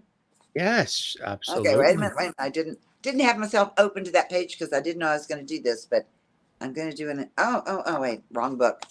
Hang on. All right, but in their imagination, my favorite thing that it becomes is, here we go. Let me see if I can get it in the, is a hot air balloon. Wait, it's going backward. And see where they go? Can you see right there? There's a little Gilligan. They go over the island, and the man in the red shirt and the white hat waves to them. So, in the second book, which is called Four Bears in a Box, Back to the Beach, they get in the box, it becomes a balloon again. They go back to the beach looking for the man in the red shirt, who is called Gilligan in this book. And the thing that's really cool is they go there and they're met by King Crab, and King Crab shows them around the island. He hears who they're looking for and has answers to all of that. They also meet Lovey Turtle, named for Mrs. Howell, and she's always getting in scraps. She's constantly getting caught up in nets, and King Crab is, has to cut her out of that and all that kind of stuff. But what the bears find out is that these creatures are sea creatures, and they're very, very different from the bears. They don't have the same habits or habitats. They don't do the same things. But what they find is that even though they're very, very different, their uniqueness is what makes them special, and they can all be good friends and love each other in spite of being very different. So that is sort of the premise of Back to the Beach. I'm not going to tell you if they find Gilligan or not. You'll have to get the book and find out. But my third children's book, it's not really a children's book. I wrote it. It's called, there we go, Zen and Now. And this book is so dear to my heart. Gilligan's Dreams and Zen and Now are my heart books. But Zen and Now is about a rescue for any dog lover out there. I wrote it so that children who are just beginning to read chapter books, it has 12 chapters. It's, a little book. But if they're just starting to read chapter books, they can read this one. This is a good starter. But I guarantee you, if you have ever loved an animal, in this case a dog, but any animal, if you've ever had that connection with one, you'll love Zen and Now. It is about a rescue and his human, and the adventures, the silly things, the fun things, the serious things they do together. But what made this book so much fun for me to write, and I didn't intend it to be this way, or there was no forethought involved, but I sat down at the computer and I'm thinking along the terms of an author. Oh, when I first saw this dog, I knew this was going to be the dog that.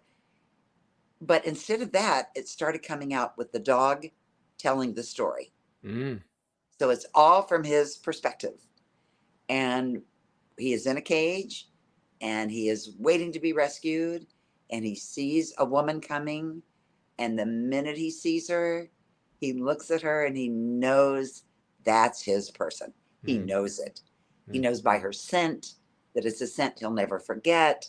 He knows by the way she touches him when she first meets him that this is his person. And it just, if you've ever had that, connection with a dog where you just belong together, kind of like, doggy love of my life, it is really such a sweet, hopeful, comforting, loving, joyful book. Which is the illustrations are beautiful. Aren't they? Oh yeah. Have you seen, isn't the cover just gorgeous? Fantastic, yes. It is just, and Jan Philpott is the person who did this. And it's so funny. I found her because a friend of mine, when I did Happy Trails down in Roanoke, a friend of mine was her friend and got a portrait done of Zen and brought it to me. And it was so beautiful. And when this book came to my mind and my heart, I thought I'm going to get in touch with Jan and see if maybe she would like to illustrate a book. So, like, wait a minute. Again, I was not prepared, was I? But like these, when it's a chapter book, they're like pencil sketches. But she did some beautiful, uh, wonderful. Oh, she even did sketches of him peeing on the Christmas tree, which he did in Lowe's one time. Oh, and then this one, look at the Outer Banks. Her sketches are just beautiful, and her cover is, oh, my heart. Just when I first saw this cover, I was like, oh, But I want people to know that it's not. Sometimes folks look at the cover. Well, at all these shows I've been doing, they look at the cover, and because they see the Rainbow Bridge there, I'm telling you, they get teary immediately. People who love their dogs, but it's not that kind of book. I promise you, it's comforting, it's hopeful, it's loving, and I wrote it to be a comfort to myself. Yes. So obviously, it's a comfort. And all of these books really are at bobdenver.com, and I autograph them there. Now, if you get them at Amazon, I never see those orders, so I can't autograph them for you, and that's fine if the autograph isn't important. But if it is, bobdenver.com is the place to get them.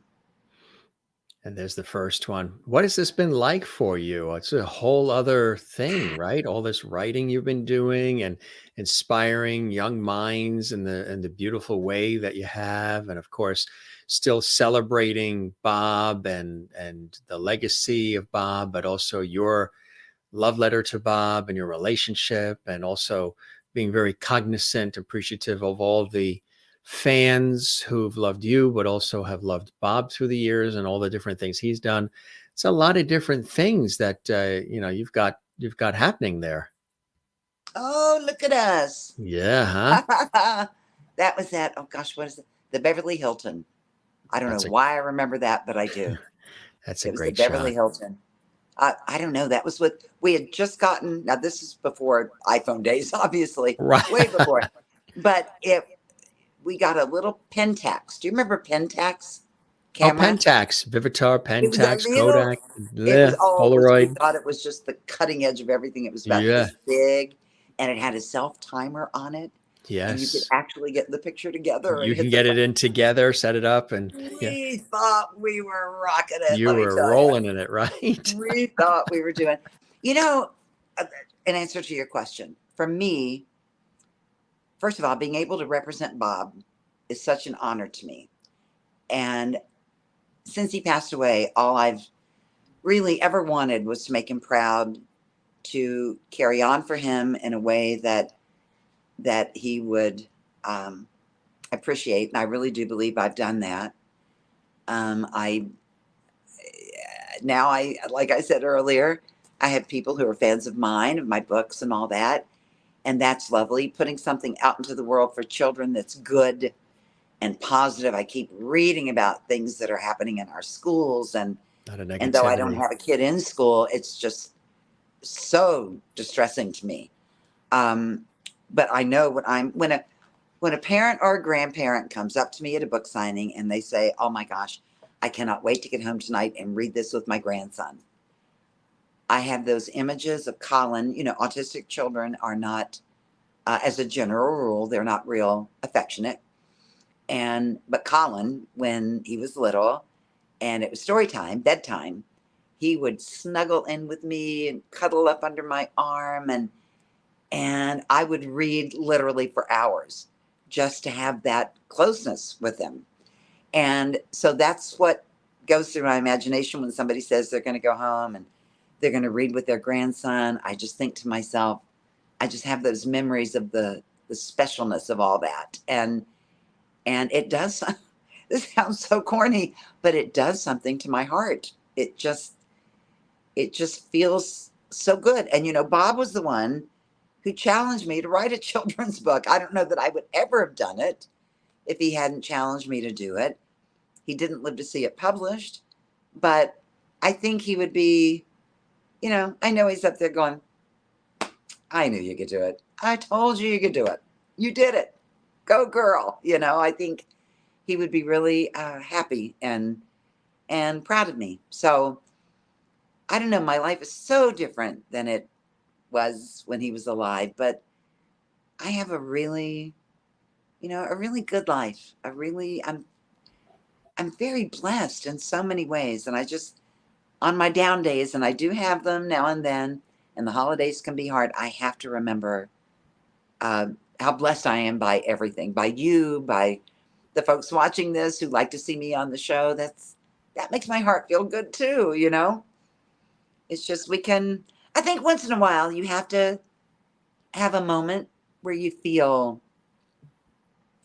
whatever it is you're feeling. You know, you have to feel it and go through it, and then you have to let it go and count your blessings and know that you are blessed beyond belief and in so many ways. And there's always something to be grateful for. Always. Even during the darkest times, there's something to be grateful for. I believe that. Yeah. Yeah. Yeah. There really, really is, and that's the key is to, as Kathleen Walker says in New York City, cherish each day and each other. Absolutely, Kathleen. That's so true. And if I've got beautiful memories and when someone first passes, people, oh, you'll have your memories, and that doesn't seem like nearly enough when it first happens, but you find out, at least I did as you go along, that yeah, those memories are everything. And I am just to have had the experiences with him that I did and to be loved that way. I mean, he loved me. He just did, and I loved him. And to have been loved, I mean, when I was a young woman, I dreamed of being loved the way I was loved by Bob, and I got to have that. It's so wonderful. I do, getting older has resulted in something kind of odd. I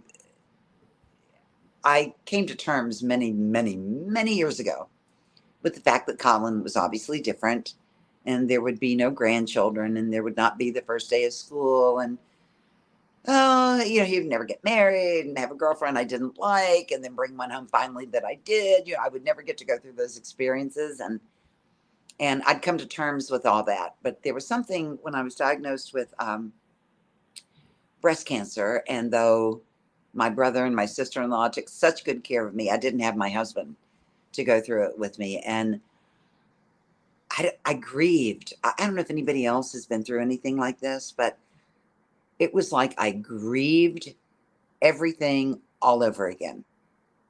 It was like I grieved Bob's death again, Colin's diagnosis again. It was like, and suddenly the fact that I would never be have a biological grandchild, and that I would never take him to the first day of school. All those things. It was just so weird to me because I didn't expect it, but all those things started, like making me a little bit sad. I think too, Facebook, because I'm seeing all my friends from high school and, they're on Facebook, pictures with I don't begrudge them 1 ounce of this, obviously, but, pictures with their grown-up sons who have their arms around them and their grandchildren. And I love all that. I love seeing their things, but it made me a little bit sad, at times. So I think when you have those moments when you feel sad, at least I have to, just go through them, feel the sadness, cry the tears, and then move on and realize all the good stuff. Yeah. So. That's what it's all about. Exactly. That's what it's all about. Yeah. I still remember when you looked around the set, which now is, of course, decorated for the holidays, and you had said, Jim, you're missing something. There's something missing. You got I Dream of Jeannie and all the rest. And all of a sudden, we got this package delivery here, and out came Gilligan. And I show this often to people, and they're shocked when they see, other guests, even in these industries we're in. They're like, oh my God, that's Gilligan. And I said, yes. and it's Aloha Jim Dreama Denver. Oh, We I love this. know. He's always here. He's Oh, always on set. I should have put levity. Oh, doggone it. Send it back so I can fix it. Or we're at the Greenbrier. I'll bring it. Oh, okay. All right. You brought it up. Okay. I'm counting on it. And you know who he can play with? Here's another Oh. guest we had on who saw the Gilligan and saw the genie bottle and some of the other cast of characters. And Who do we get? I said, I love the Gilligan and I love the I Dream a Genie bottle and all the rest. But now you need one of these. And I said, really? He said, yeah. So he can stand proudly next to Gilligan. And, and it's the actor Don Fullilove from the Back to the Future movies, Mayor Goldie Wilson. Oh, all right. Oh, look at that. Oh, that's so cool. Look at that. Yeah. Well, are they buds? Are they hanging out and having a good time? They are hanging out, having a good time. Is he way taller than Bob? Let's see. Nope. They're about the same. They're about the same. Bob just got the hat. That's all. There you go. See? Look at buds. That. I like it. Bob Denver and Mayor Goldie have Wilson. Other baubles to hang out with, right? I do have a Tom Seaver one as a New York Mets fan, but this he sent to me, autographed the front of it, Don Fullilove from the Back to the Future movies. Great actor, great guy. We had a lot of fun. And he saw the Gilligan and some others. He says, "Oh my God, I love that Gilligan," and all the other things. He says, "I got to send you a Don Fullilove, a Mayor Goldie Wilson," which was the character in the Back to the Future movies. That was so cool. Watch those again. I haven't seen him in so long. Isn't that something? That is so cool. See, by pretty soon you're going to have bobbleheads, a whole lineup of them. That's so cool. Maybe I'll be one. Well, I'll have one. A Jim Masters Levity bobblehead. Has this come up on your Facebook at all? And Instagram too. I'm getting, you know how you get advertisements for different things, all kinds of bobblehead advertisements of getting a bobblehead of yourself made, and they look really, really cute. I'm like, they look like they're pretty well done. I don't know. I haven't actually seen one, but they look really cute. So we need a Jim Masters bobblehead. I like that. We just do. I like that. I've thought about a ventriloquist doll because I've always loved ventriloquism. And I used to have the Charlie McCarthy doll. Oh, really? Yeah, I used to have the Charlie McCarthy doll when I was a kid. I think we got it out of the Sears Wish book. Remember the Sears Wish book? Gosh, yes. Those and green stamps. Remember green stamps? The S&H green stamps, yes. And we were coming back from Connecticut, going to New York. So we were visiting family. And my sister and I were playing with the Charlie McCarthy doll, which was one of the gifts, because I always wanted a ventriloquist doll. I always loved magic, ventriloquism, things that are creative. And so we were playing with it in the back seat, bouncing around. And I think my sister pulled a little too hard on the cord. This was a cord you pull in the back, and it made the mouth move, and the cord snapped. And so did his mouth. His mouth was stuck open. So, oh no! As great as he looked in his tweed jacket and the shoes and the whole bit, once the mouth snaps on a ventriloquist doll, pretty much. I don't think there's any tomorrow after that. There was no tomorrow after that, and yeah, that's funny. What were things you liked as a kid growing up? What was your childhood like? What are some of the things? What you talk about that? Like Bob said, have you ever thought of the little girl Dreama? What was little girl Dreama's world like? Wow. Well, I loved. It's just the normal things, you know. We were very middle class. And I loved dolls, you know. First one I remember having was a Tiny Tears. Does anybody remember the Tiny Tears doll? If you remember that, gang, post it in the comments. We're getting a lot of comments. We've been showing some of them as well. Yeah. Tiny Tears was a baby doll. And I can't remember exactly how you did it, but you put water in her. Which creates the tears. and it would make the tears, or she would pee. I think there was one or the other. Or was it? Or I was think it it worked both supposed to ways, as I tear? remember.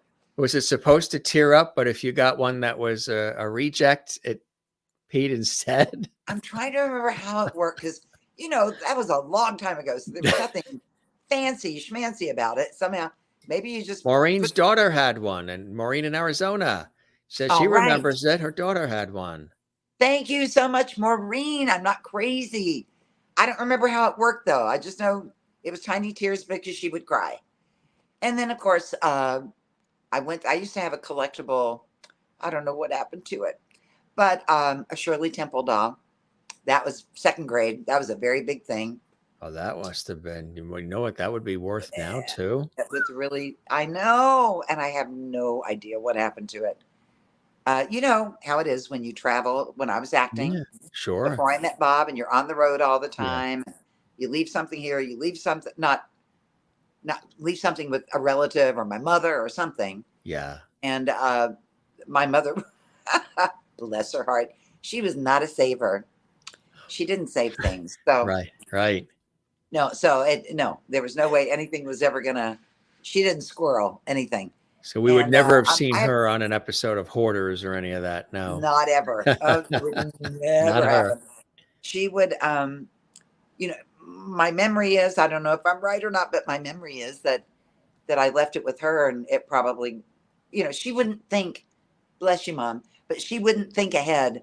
Oh, someday this might be worth a dime or two. I don't think she would think about that. So, so I don't know that she did it. I'm just saying that's the last memory I have of it. And then it went to Barbies, fourth grade. Barbie was all the rage, came out. I can't remember the year Barbie came out. I want to say 59, maybe 60, somewhere in there. Barbie dolls were all the rage. And of course, and then Ken, and just all that stuff. I love that. But you know what I love the most? Ladies, you have to tell me if you were this way at all. I think you'd have to be older because I don't think you can find them much anymore. But what I really loved was paper dolls. I loved paper dolls better than dolls. And I'm going to admit this, and I probably shouldn't, but I played with paper dolls. I would sneak in my room and not let anybody see me and play with paper dolls when I was 14 years old. I did. I loved them so much. I gave them up. Okay, wait a minute. If I recall, okay. I missed that. I didn't get to see the whole answer. The hand was up when you put it down, the tears came. That makes sense to me. Very rudimentary. I like it. That sounds right. Thank you. Miss Pat in Texas, that's the way the doll worked with the tears. Let's not forget the doll whose cord you pulled to make the baby doll cry. Oh, I thought she was going to say make the baby doll talk. That would have been Chatty Cathy. That would Chatty if it had been, I remember what year Chatty Cathy came out. I don't know. But paper dolls, I loved paper. Oh, somebody else else loved paper dolls too. I loved them. Sherry in Kansas, yeah. Loved them. And back in the day, you could get, there were like the Lennon sister paper dolls and the Betsy McCall paper dolls. And I had them all, whatever they were. I had them. Loved them. Right. I think maybe it was all about not so much playing with the paper doll, but cutting out the clothes. I think maybe that was that was kind of the creativity. Cool. Yeah, that was the cool part of it, was, cutting out the clothes. But I think did you like fashion as time went on? Is fashion something that was of interest to you? To me? Yeah, I think most ladies like fashion. Yeah. I look back at pictures of myself sometimes and go, what was I thinking? Because I have seen some fashion that I picked out back in the day that I'm like, okay, Dreama, I don't know where that came from. So it changes, but yeah. No, but in this photo, you look like a supermodel. It's a sensational photo of you. Thank you. I love that. I remember that dress was emerald green. Was it? Yeah. I remember, and the shoes may have been green too. I can't remember. There was, yeah, that was on stage, and those Yeah. clothes. Were cool. Looked like a Yeah, model the there. young Yeah. me had. I went through a spell after having a baby. I think that you were just we were so tied up and taking care of Colin because we were doing full time care for 20 years. So I think just so tied up in that I didn't worry about fashion in those days. I've always loved fashion. And when I was young, before I met Bob, before we had a baby, I think I was pretty fashionable. But during those years of taking care of Colin, it didn't really matter what I wore. I never went anywhere or did anything. I was always home taking care of him. So yeah, I had some questionable choices back then. You questionable choices. But Does I guess we Dreama all go like through to that, don't cook? we, ladies? Do you Huh? like to cook? Um, yeah, yeah. I like that answer. Uh, Did that sound very convincing, folks? Or did you guys buy it? I tried. did, I'm just saying. yeah. I don't hate cooking. Um, So I don't. I've never been much for baking, so you wouldn't have loved me at Christmas. You would have loved tasting the dressing, but you wouldn't have loved The cookies or the pies. cookies. I never did that. I just assume go buy them at the bakery, bring them home. Here you go, honey. I would bake something once in a while, but not. I didn't bake for 4 days before Christmas, the way so many people I know like, do. like they're doing now. Yeah. Yeah, everybody I know did that. But no, I was never, I was never that person. But I like to cook. Yeah. It's weird when it's just you. Yeah. When, Then you don't need to. Right. I don't. I probably should be better to myself. I do make salmon and mashed potatoes a lot. That's at least once a week. But I don't know. I don't want to go to a lot of trouble To do it just all. for myself. I don't want to, Yeah. spend 5 hours in the kitchen. I don't want a list of ingredients this long. Forget that. I'm not going to do it. I live in West Virginia, so if it's something really exotic, I'm not going to be able to find it anyway. Now we've gotten way better. We have a lot of stuff, but I pick up recipes sometimes. I can't even pronounce the ingredient, much less know what it is. What it so is. Yeah. so I think I've always been. I think if Bob taught you, he would say, "Oh, she's a good cook." But back in those days, when you have a family, you try things. I did Right. cooked a lot of different things and enjoyed it then. But Did he like to cook? who, Bob? Yeah. He was a sneaky rascal. Let me tell you. At the end of my pregnancy, like the last 2 months, I was put on bed rest, and it was coming up on. Colin was born in January. So it was coming up on Thanksgiving and Christmas. And the last 2 months, I was on bed rest. So I couldn't cook. That's when I found out. We'd been married almost 7 years by then. That's when I found out Bob could cook. I had no idea. He made me a salad one night. Just a salad, right? That looked like it belonged in Bon Appetit. I'm not kidding you. It was so beautifully presented, and of course we're in California where everything's always really fresh, and all of that. And I looked at that and I was like, "You have got to be kidding me! Is this Are a you hidden kidding me? secret you never told me about?" Right. Yeah. Why didn't you tell me you could do this?" And he was really good for the 2 months that I was on bed rest, and then we had the baby, and there was no rest then for anybody. But I don't know. He never, once in a great while, he'd make something. But he made the kids all loved. He made a lemon pepper chicken that they all loved. Yeah. Yeah. That sounds good, huh? Lemon pepper chicken. He made that they all loved. And so once in a while he would do it. But I think he would have been, probably was, a very, very good cook. he just didn't want to let the cat out of the bag, because then I'd be wanting him to do it all the Everybody time. would be.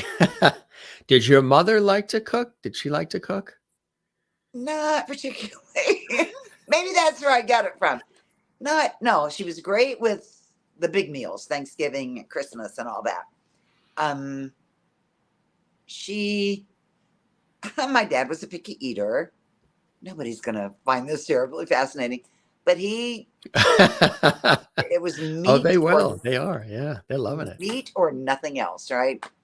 He didn't, wasn't big on chicken. Wasn't, so I remember eating a lot of meat growing up. And then we moved to Florida when I graduated from high school.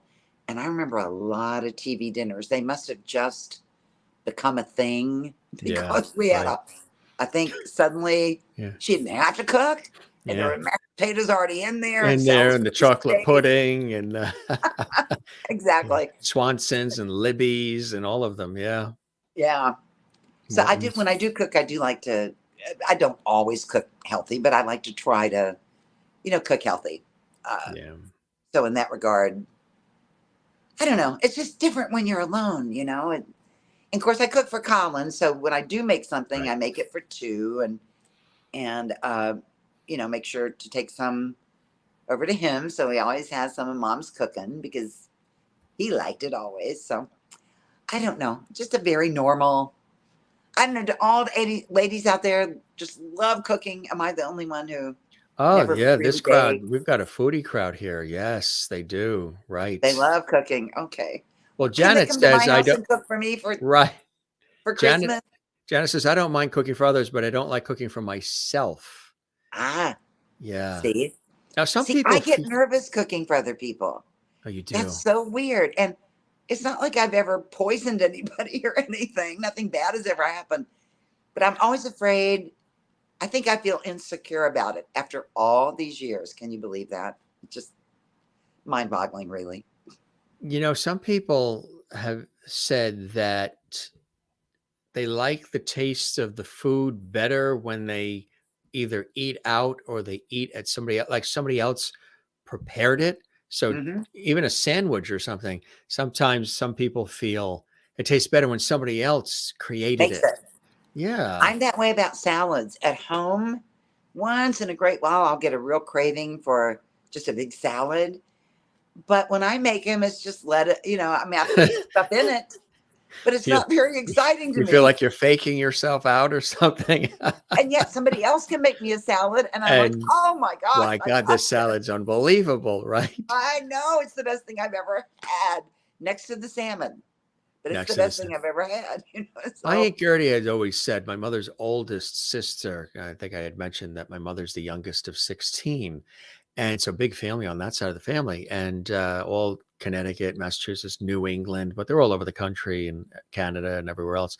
And my Aunt Gertie had always said, that's kind of interesting, she would say, that when she and my uncle would go to relatives' houses like our house and others to stay, and they would stay overnight. Usually our relatives would always it wouldn't be just an in and out, like they're going to stay for a couple of days. When we would come up to visit relatives, we stayed for a week or 2 weeks. So it was always an event. She said that she got a better sleeping at other places, when it was a hotel, when it was other, families' houses. I think, and I kind of understood that. I think it's because maybe sometimes when you're home, you're reminded of all the things that have to be done, that you have to tend to, that you have to fix and repair, or it's just stuff you have to do. But when you're away, some of that is left back there, and you don't deal with it until you come back. So maybe it was sort of that thinking a little bit. Kind of like the food tastes better elsewhere, kind of that thinking. Yeah, I can see that. It's the escape from reality, I think. Like, not to harp on the Greenbrier, but having just come from there, and it's such a fantasy land up there. It's just, again, they have everything you can imagine, every kind of food, every kind of this, every activity you'd ever want to do. It's so beautiful and palatial and gorgeous, and the grounds are gorgeous. And I think, that's like, it's like being in fantasy land.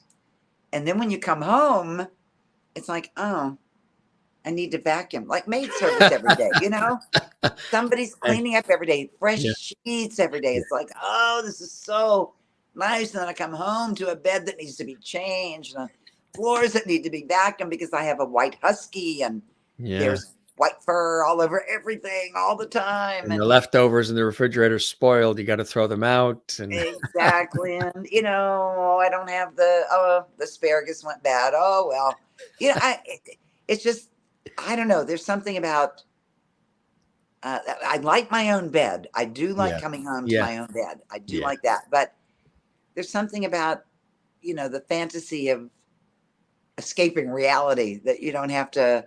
Yeah. It's like you said, you get home and you look at your desk and there's all the bills are there, and oh gosh, when do they do? Okay, I got to get those paid, and then the fantasy land that you just left is like so far in the distance. It's like, wait, I was only there 8 hours ago. How can Right. I be back to this kind of reality? But thank goodness we get escapes like that. Right, exactly. You're there in West Virginia and it's home for you. And some people may say, the wife of Bob Denver, you mean, doesn't she live in Bel Air? Isn't she in Beverly Hills? Aren't they at the Amalfi Coast? Doesn't she have a penthouse in South Beach? That's not really you, right? You are very comfortable where you are. Bob as well was. What is it about Bob was. there that really speaks to you? I tell you what, I grew up here, number one, went away for a lot of years and came back with Bob, obviously, who loved it here, by the way. But, the last, since 2020, hey, always going back to that, I have never been so happy to live on top of a mountain in West Virginia. I am at the very top of a mountain. My son's house is across from mine, and it is peaceful and private, and all this insanity that went on in the world, you felt very removed from it, which to me was just thank you, that I don't have to feel like I'm in the middle of all this mess right now because we don't know what's going on. We don't understand what's going on.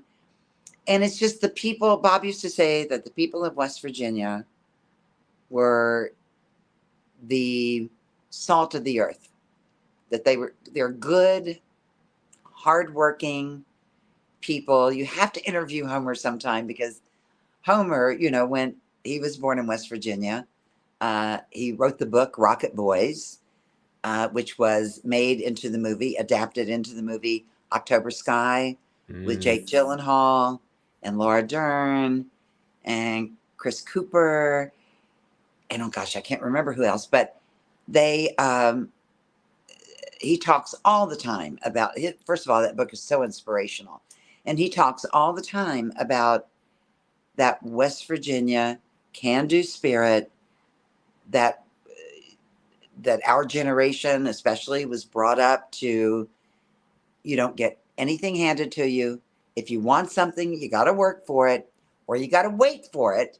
We're such an instantaneous society now. I always use this example, but I remember when I was probably 12, 13 years old, my dad and I were walking downtown past a little jewelry store, and I was looking in the window, and they had a little emerald ring, fake, I'm sure, but it was my birthstone, And I remember going, Daddy, look.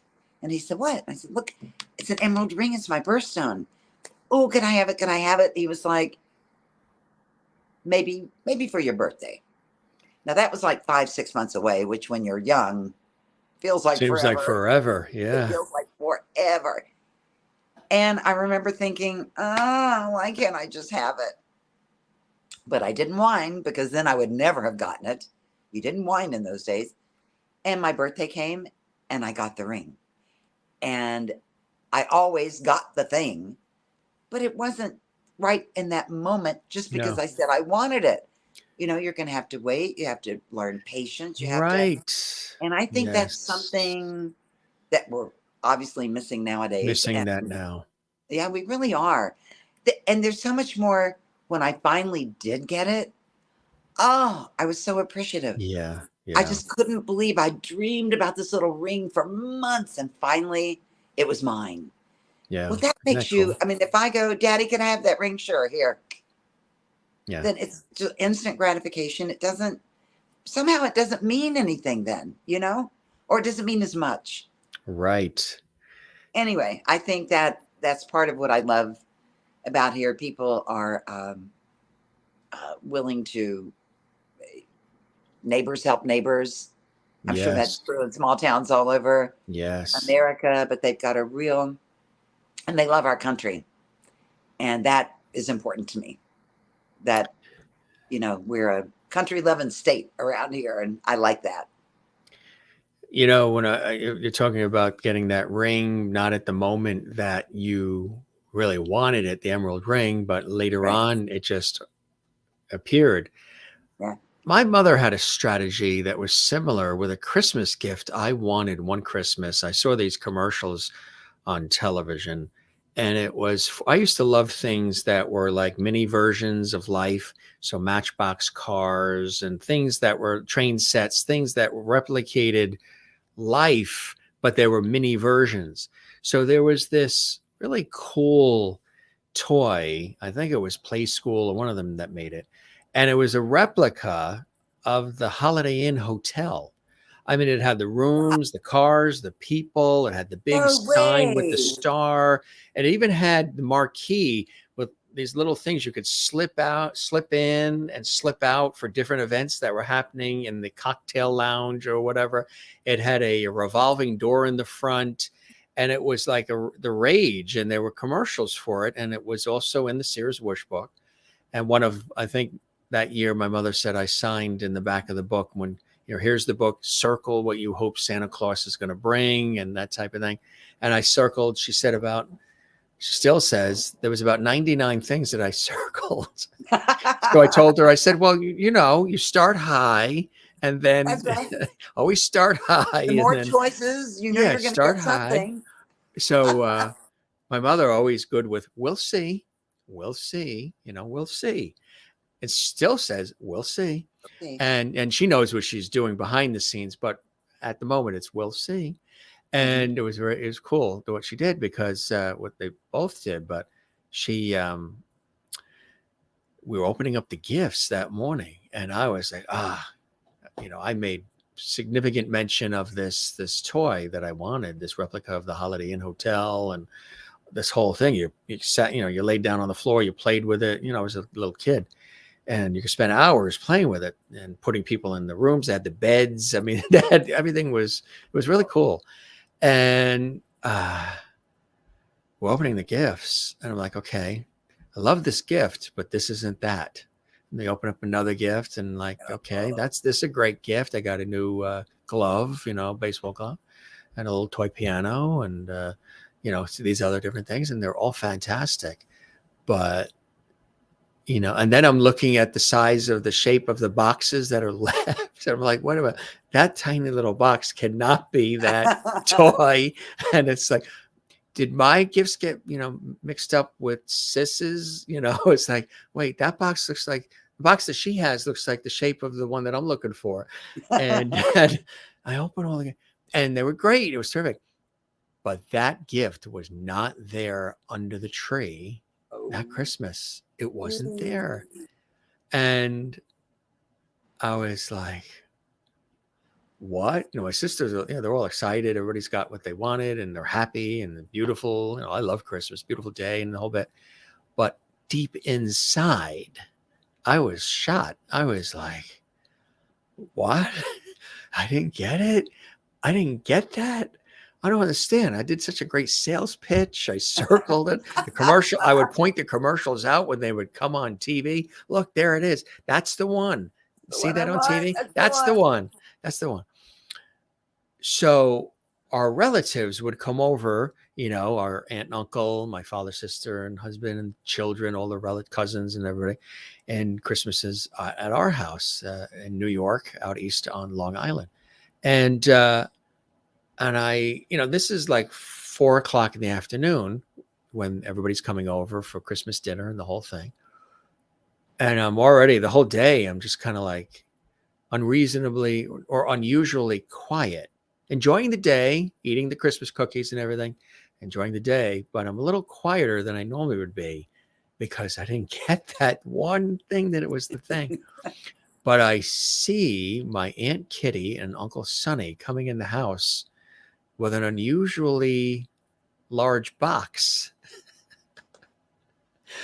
And, later on, we exchanged gifts with everybody, the gifts round 2 with the cousins and relatives. And I open up that box or that thing that was in front of me, and I'm like, it does look like it's shaped similar to what the size of that toy would be, but it couldn't be. How could Aunt Kitty and Uncle Sonny know? I didn't tell them. We saw them Thanksgiving, and then it's now Christmas, and I didn't tell them. I only told my mother and father, and I didn't get it. So we're opening up the gifts. Everybody's opening the gifts. And lo and behold, that's the gift that they brought over. So my mother strategically, because they would call, my mother and my Aunt Kitty would call each other because, Thanksgiving and Christmas was with all of them. So they would talk about what each of the kids wanted. So then my mother would get for my cousins the things they wanted, and Aunt Kitty would get what we would want. But in this case, I thought I wasn't going to get it. And I opened up that box, and there it was. Suddenly at like 4:30 in the afternoon, the day flipped back. The stock market went up and everything was great and everything. And it was a little thing that they did. Not a gag, but a routine that my mother did with Aunt Kitty in that case. She said, look, Kit, this is the gift that he wants. We want you to bring it over. We want you to be the ones that, it's a gift that you gave him. And it was fantastic, high-fiving and hugging and everything. But my mother strategically did that because I think she just, it was sort of like, you can't always have everything you want, because every other gift was great and it was beautiful and very appreciative of it. But knowing that was the one thing I wanted, so I was going to get it, but it was going to be later in the day. Right. I think that was a cool way to do that. You know what I mean? It was like what your father did. How much did you appreciate it? Even more. Opened it and there it was. There it was. It's like what your father did with the ring, right? Yeah. Yeah. They did that once when we went up to things were changed. We went up to see my mother's side of the family it would be my father's side of the family for Thanksgiving, Christmas, and all the summers would be up in New England with my mother's side. So we'd spend about a month up there, and we spent Christmas. I think I forgot when this was, but we spent Christmas at my Aunt Gertie and Uncle Ray's house, and all the cousins. And again, my mother's the youngest of 16. So that's a big family, there. And their house was always on my mother's side of the family, sort of like the hub, that house where everybody comes, the house that's like the house. So we spent Christmas there, and Christmas morning we were opening up gifts. And we were like, we got a few gifts, but we were looking at each other like, did we get kind of ripped off here? We didn't get like what happened. It's like, and again, my mother and father, like, it's not about the gifts themselves. It's about the fact it's the gift giving and the love of God and family and the meal and the music and the day itself. And yeah, we were kids. We're like, yeah, Okay. but what happened to the But where are the gifts? But where were the rest of the stuff? So again, they did a strategic thing that my father was in on this one, where when we, eventually we were there for about a week. And when we drove all the way back home to New York, to out east on Long Island, our tree in the house was all decorated for Christmas before we went up to Connecticut and spent Christmas with our relatives there. So when we came back, we came back to the house being decorated and the tree was still up. We were talking, especially my sister and I, we were like, well, when we come home, there's got to be gifts under the tree. They just they couldn't fit everything in the trunk. So they left some gifts back home. They left. And then when we get in there, the first thing we see when we go into the living room and the tree's there is there's going to be the rest of the gifts. The rest of the stash is going to be under the tree there. And we were all excited all the way home. The 3-hour drive home. We're all excited, like, oh yeah, they're gonna be under the tree. They couldn't fit them all in the car because of all our luggage and the gifts we got from our relatives. So we get into the house and we go like running into the living room, and that beautiful tree is there and all the other cards and decorations. There's nothing under the tree. Like, what the? Oh, what the? What's going on here? So my mother said, okay, you guys got to go and like wash up and go in the bath, take a bath and all that other. So I went in and sis went in and everybody went in one at a time, and which was a strategic thing to have us do, because as that was being done, my father was going downstairs into a secret location in the basement where they were hidden, brought them up while we were washing up. And when we came out, like, oh yeah, we're all washed up, we're in our pajamas. And then we turn our head and we do a double take and we look at the tree, and all of a sudden there's gifts under the tree. We're like, wait a minute. We thought, you know what I mean? And it was, again, another one of those, it was a lesson of like, don't always expect everything you want at the moment you want it will be there. And we said, what a shady, coy thing to do. Mom, that's like, what's going on here? But it was fantastic. I think how they pulled that off, I don't know how they pulled that one off, but I think it was cool. It was a great way of showing us early on, when we're kids. I don't know. I think it's important. It's such a different world now, we're all guilty of instant gratification when you get right down to it. You go through the fast food drive-through and it's right there. Like, I don't know. It's the other thing that drives me crazy is the amount of selection of everything. Now, I don't know about you, but when I was young and growing up, you went to the grocery store and I don't know, I want to say there was maybe cornflakes and Wheaties and Raisin Bran and Cheerios, maybe. That was like your 4 choices. And always oatmeal. And, oatmeal. Well, absolutely. Of course, that's true. That's and the hard, the Wheaties, isn't it like? Yeah. Like a hard, yeah. Anyway, so you'd have choices of maybe a few of everything. And I know sometimes when I walk in the grocery store, it's wonderful. I mean, I don't complain about it but sometimes I don't know what to, there's just like so much.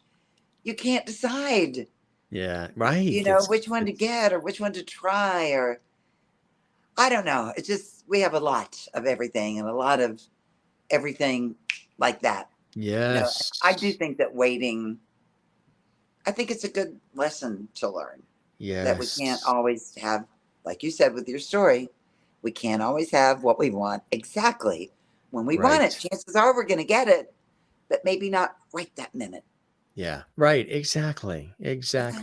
Count those blessings, count those, joys, the simple things in life. That's really, really what it's all about. And that's the meaning of the season too. The season we're in right now. This is I think the first time that you've been with us at Christmas time. Yes, it is. Which is really nice, Yes, it is. It's really nice to be here sharing this time with you at Christmas time. It is. Do you still, you got cards? You remember you used to get tons of Christmas cards in the mail and they would be up out, on the walls or wherever. Oh, I used to do that all the time. Now Yeah. people get like 10 cards or whatever. It's like, I used to send out, oh to get them made and printed up back when it was a thing yeah, to do a that. big Now it's thing. easier, Yeah. but it was a big deal to have your names on, and not engraved, but like Or, printed on them and all that. or a And photo, yeah. yeah, and I used to do all that. But I haven't done all of that in a very long time. However, it's like you said, like 10, 15 people who, God bless them, still send out their Christmas cards. And I just feel really honored to be on the list because I don't ever reciprocate, not because I don't think about people and love people, but it's just one of those traditions I kind of let go, Yeah, And it was right. a huge thing to do that. It really was. Absolutely. Yeah, absolutely. So, life has been an interesting ride the last few years. And Has it ever? yeah, do you see more books coming? I do. Yeah, absolutely. I do. I have written the third bear book. So I want to at least have a trilogy in the bear books. And so I have written that and turned it in already, Great. hoping that we will have it for the Christmas show in Charlotte next year, Very and nice. certainly the Greenbrier next year at Christmas. But that depends. It's so weird how COVID is still affecting things. Like things are still behind Yes. And then the from having supply gotten chain behind. situation. Yeah. Exactly. So now everything is. I'm hoping we'll be able to do it. I've done my part, except for whatever notes I might get of things she might want tweaked a bit. But Yeah. the illustrator has to be able to do it, and the illustrator has other things that she's doing also. So it just, I'm hoping to have that next year. But there will be a third bear book, and I've got something I would love to talk about, but I'm not sure I can yet. I mean, I don't mean to make it sound too mysterious. It's just nothing has been finalized with it. So When you next do, time we talk, we'll have you come back when you do. Yeah, see absolutely. that? No, that's Yeah. good. It's kind of a fun thing. If It's exciting. if it well, yeah, it's just something I never um, imagined doing with somebody I never imagined doing this thing with. It's like it would have to do with co-authoring. I'll say that much, and that would that might work out and be kind of fun. And so we'll see about that. And then I have all kinds of ideas rolling around in my And you head. also have this, But and I don't think we've really talked about this on previous episodes of the Jim Masters show, but the Denver Foundation. Tell us about this.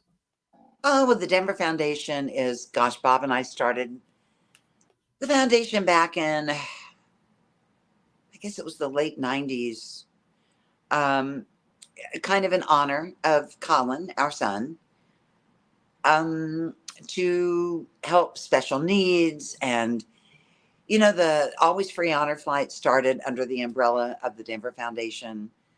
Um, the Always Free Walk of Honor. I started that here in West Virginia, and we up until COVID, we had made 10 trips to Washington D.C. with our veterans, and it was just a really wonderful program. Now, obviously, we haven't done it in a few years because of COVID, and then of course Pam's death. Pam was coordinator of Honor Flight, so we're sort of trying to get our bearings and see exactly what we're going to do there. But the Denver Foundation was originally set up before Honor Flight came into the picture. It was originally set up to help special needs families. And, we live in I live in a small area of West Virginia. And, fundraising nowadays is a little bit difficult because I think it's always challenging, but it's,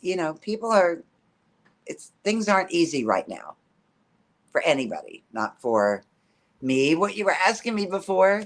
What was the question that you got into about people thinking that I would live in, Beverly Bel Hills Air, or Beverly Hills, South yeah, Beach, right? nothing further from the truth.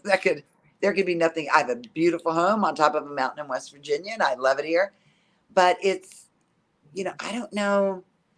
California is one of the most beautiful states in the union. It is so pretty, such variety out there of everything. But I think it would be a difficult place to live. I mean, from what I understand, like the taxes, don't they tax you to death? I mean, just crazy stuff, So, um, but I also like the small town life. Yeah. So I don't know what got me back on that. What was I Yeah. saying that got me You on back? well, you were talking about the foundation, the importance of the Oh yeah, foundation. yeah. So nowadays, people are having.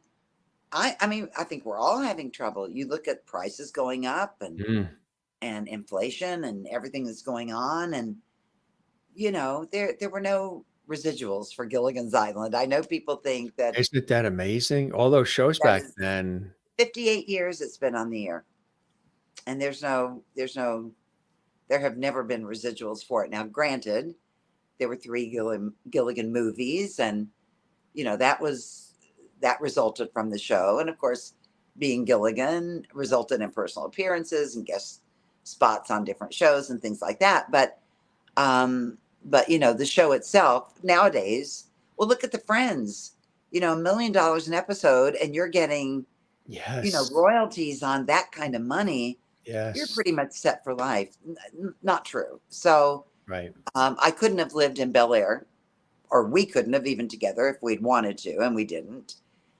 We did think about Northern California at one point, Napa Valley, and before we moved to West Virginia, we entertained that idea, and came here instead. But I love small town life.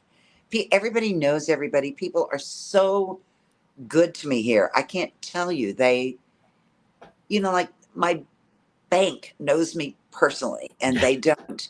It's not like you're going into a big place where they got 1,000 other, tens of thousands of other customers, and nobody Right. knows your name. Here, Right. everybody knows your name, and they'll go the extra mile for you if you need something. And I don't know. I just love that. I grew up that way, and then Right. left here and was away from that kind of thing for a very long time, and then came back here, and It's more personal. It's more, it's yeah. just it is. It's When you just go in the really bank and they know, that you're Dreama Denver and hi Dreama and how are you? And they know that, you know, uh, Bob was your husband and all that, as opposed to maybe a larger place or a larger city or a larger corporation where Dreama Denver walks in and they go, "Oh, I love your husband, John. I love Rocky Mountain High." well, don't think I haven't heard John that. Are you Denver. kidding?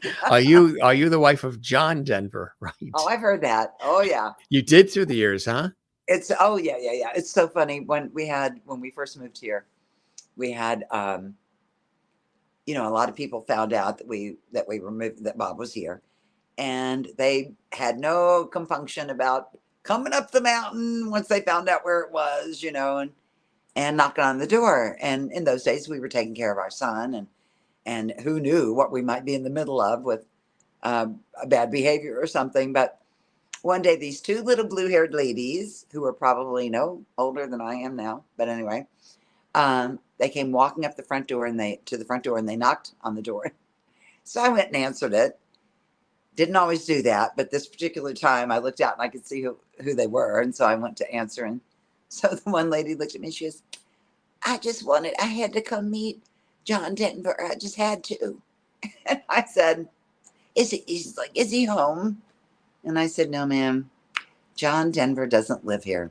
And it was one time when I could actually have somebody, who came Did she to did the she think door. I did could she think there was a honestly divorce? say, because if you're going to come looking, at least know who you're At looking least for. know Kind who of. you're I looking think she for. was just very, She was very just nervous.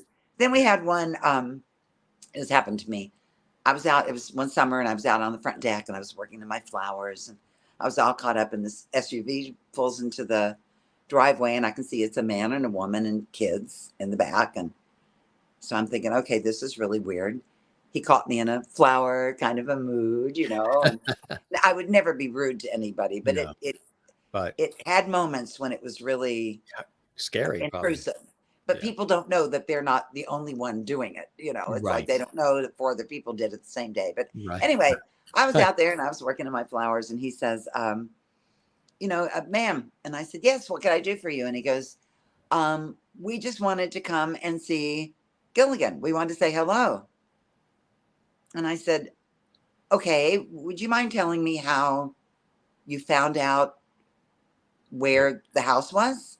And he goes, oh yeah, we're staying over at Pipestem, which is a state park here in about, I don't know, 30 minutes away. We're staying over at Pipestem, and we went to the front desk and we told them that we wanted to meet Gilligan, so they drew us a map. And I said, they drew you a map to our house? And he's like, yeah. And I was like, okay, well, Did just they weird. sell tickets too? Huh? Did they sell tickets too when they drew the map? Honestly, I mean, that's like, you just don't do that, No. because believe me, my house is not on the beaten. It's way off the beaten path. It's not a place you just stumble upon or anything.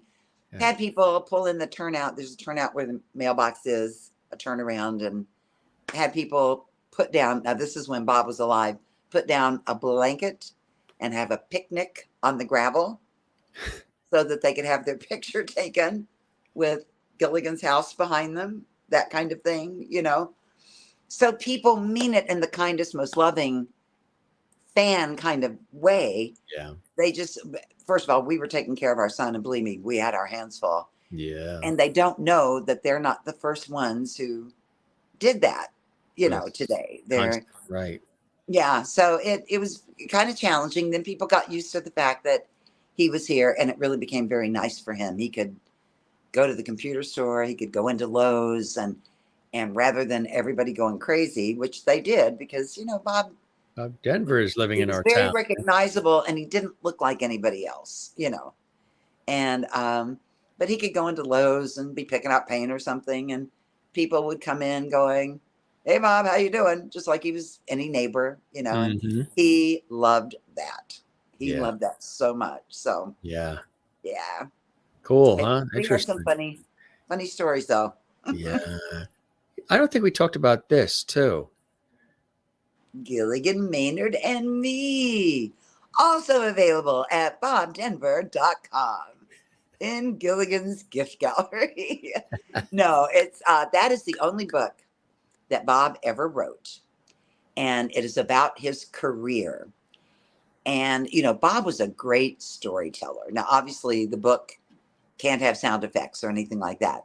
But when he first wrote the book and I read it, I've heard him tell the stories many, many times. And I don't know, he wrote the way he talked. Yeah. I thought, That's how I write. When I write even emails or texts or any of that, I write it conversational, as if I'm actually speaking to you. Yeah. So that's how Well, he and wrote. the good thing about this, I don't know if you saw this on Facebook when I put it out, but just so people will know, this is just such a fluke. I can't tell you. But Bob wrote the book in 1990. It was published in 1993. Gilligan, Maynard, and Me. And the publishing house, for whatever reason, because books on tape were not a big deal back then. Audiobooks were not a big deal back then. And for some reason, they had Bob record his book on tape. And I had totally forgotten about it. And Burke Allen, that we were talking about earlier, my manager, we were having lunch one day, and he said something, somehow it came into the conversation. And he said, well, do you have a copy of it? And I said, I don't think I do. I feel like I might have one somewhere, but I couldn't find it. And so Burke tracked one down because that's how Burke is. But Burke tracked one down and had it digitized. And so now, also at bobdenver.com, there is an audio CD of Bob reading his book. It's also available at audible.com. But to me, that's such that it's amazing to me, considering when he wrote the book, that they, for whatever reason, had him do that. And he recorded his book, and now I have it available forever and ever to, it's just, I With the just thought it was so voice cool. too, right? Yeah. Yeah. Oh, he reads it. Yeah. I mean, it's him doing it. You have him reading his book, which I just think is, really awesome, because I just, when audiobooks started becoming a thing, I didn't really think about it. And it's just amazing to hear his voice. Number one was, when Burke had it digitized and sent it to me, I was like, What a I gift, huh? I couldn't remember, what, but it's his voice. It's not Gilligan. It's not Maynard. Right. It's Bob, It's Bob and Denver talking as Bob Denver talks, right? exactly. Exactly. It was just I think it's a treasure for anybody who grew up with the show and loved him. And the book is wonderful because it really talks about, how he got the parts and how he got them and how he got along with the casts and, things that happened behind the scenes. And I know a couple of times I remember he explains gags that they did, like special. And it's so funny to me because now, they would just, what is it, CGI? They would just Yeah. CGI it. And CGI it now. it Yeah. wouldn't be a big deal, But back in those days, you had to actually do whatever the special effect was, And so he goes into great detail about a couple of those that I remember, maybe more than that. I haven't read it for a little while, but I don't know. I just think it's a real treasure because it's something that I never expected to be able to offer to Bob's fans. And there it is, Mm. Mm. and that's pretty cool. That really is cool. I'm glad we mentioned that. Yeah.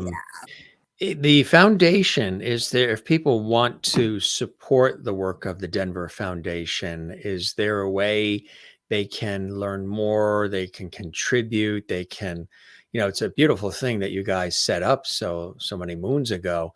Yeah. Is this something that people can contribute to and help with?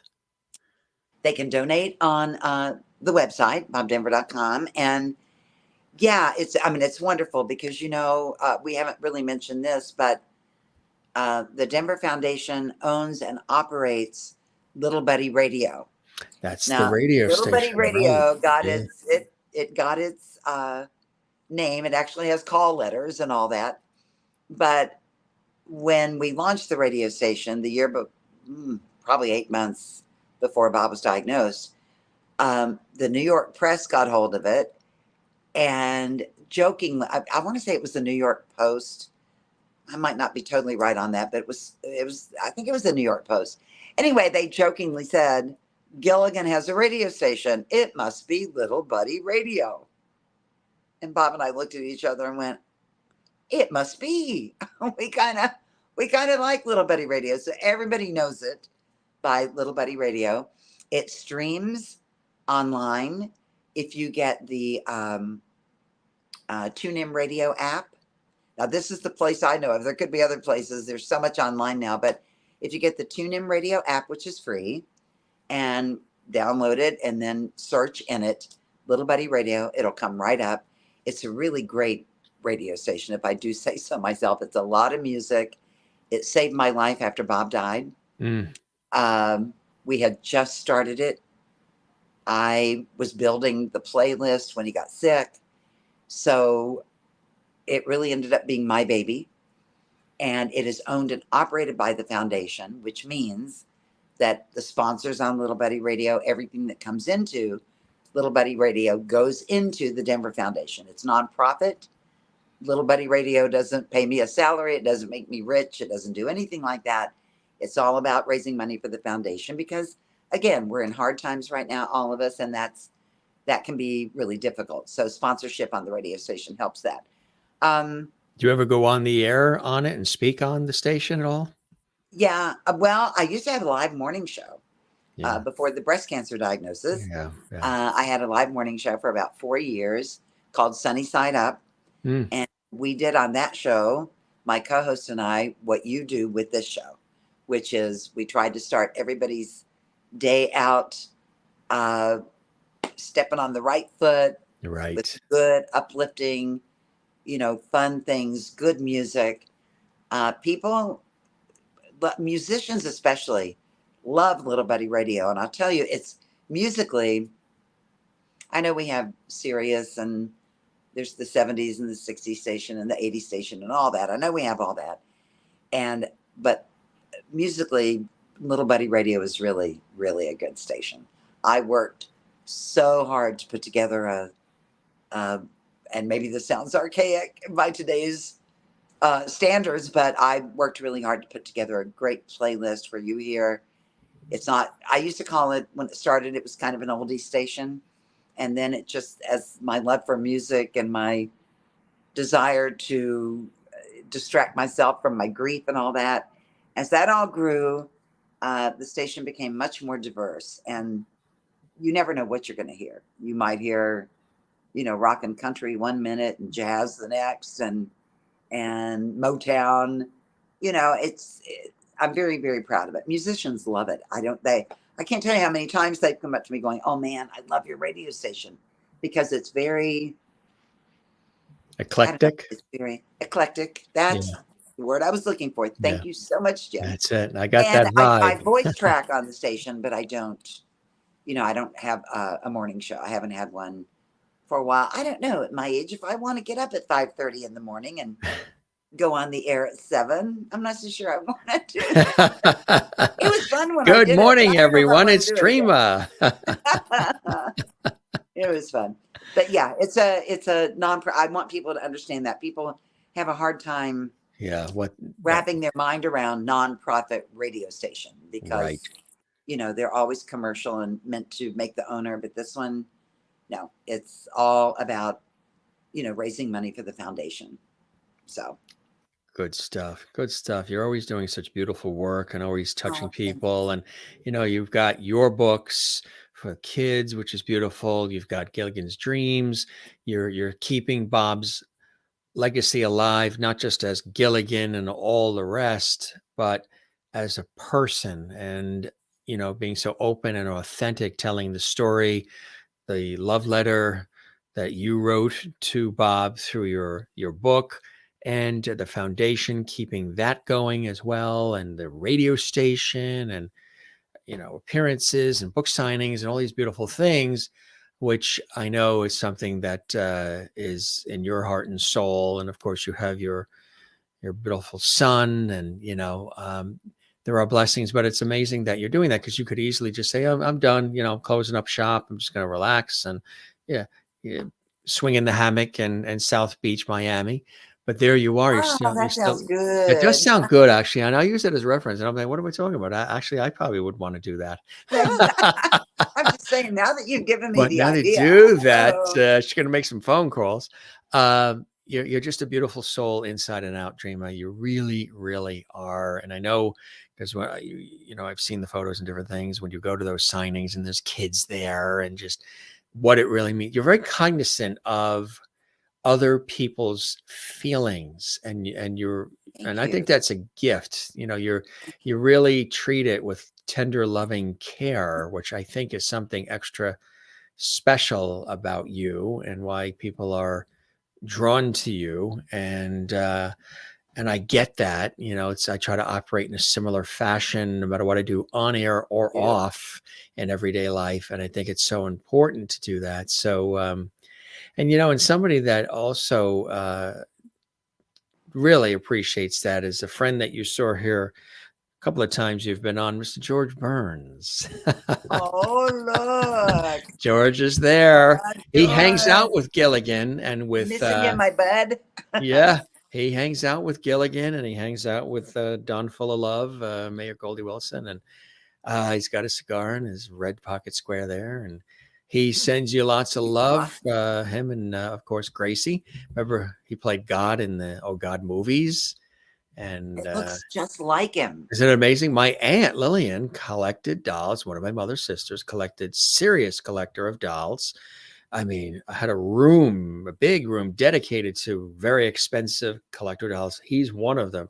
He's actually quite heavy, and he's fully clothed and he's on a pedestal. And I brought him, 2.5 years ago. I brought him on a nostalgic episode, and then everybody fell in love with him. So he comes up, towards the latter part to greet and oversee and say hi. Sometimes I bring him in on the earlier part of the show, the middle, but usually sometimes towards the latter part, just to say he sends his love and he thoroughly enjoyed the conversation and he wishes you a beautiful holiday and New Year, as do I. And he hangs down below here with Gilligan and with Don Full of Love, but he's got his own martini down there. He's with his cigar. Oh, excuse me. All right. So Mr. George Burns, thank you, George. I appreciate that. He makes his appearance as well. This was really spectacular. You just want to show again the books that people and a number of our Lovity viewers here on the show already said they're ordering the books. They're very proactive. Oh, I hope so. Yeah, they've already, some of them have already been doing it while we were talking, they were saying, which I thought is really, really beautiful. Yeah, I should let them know too. If you have kids on your Christmas list, first of all, Zen and Now, you can see it's a smaller book. Wait, there we go. But it is a great stocking stuffer. I mean, it would fit down, in a stocking. That's really nice. That one, Zen and Now, goes from, probably $9 to $99. Any dog lover, again. The bear books, Four Bears in a Box and Back to the Beach, those are probably for kids up to 8 years old. They're great read aloud books when they're little and can't read themselves. They're great like bedtime storybooks. And, I think until you're 7 or 8, you could read it to your younger siblings or something. I'm very proud of both of those. And of course, Gilligan's Dreams is my love letter to Bob. I did it the way he told me to do it, which was straight out and above board about everything. And I think he'd be proud of it. So those are my offerings. Of course, Bob's book is wonderful. It's the only one he ever wrote. So that's exciting. The audio of Bob is reading his book is very exciting.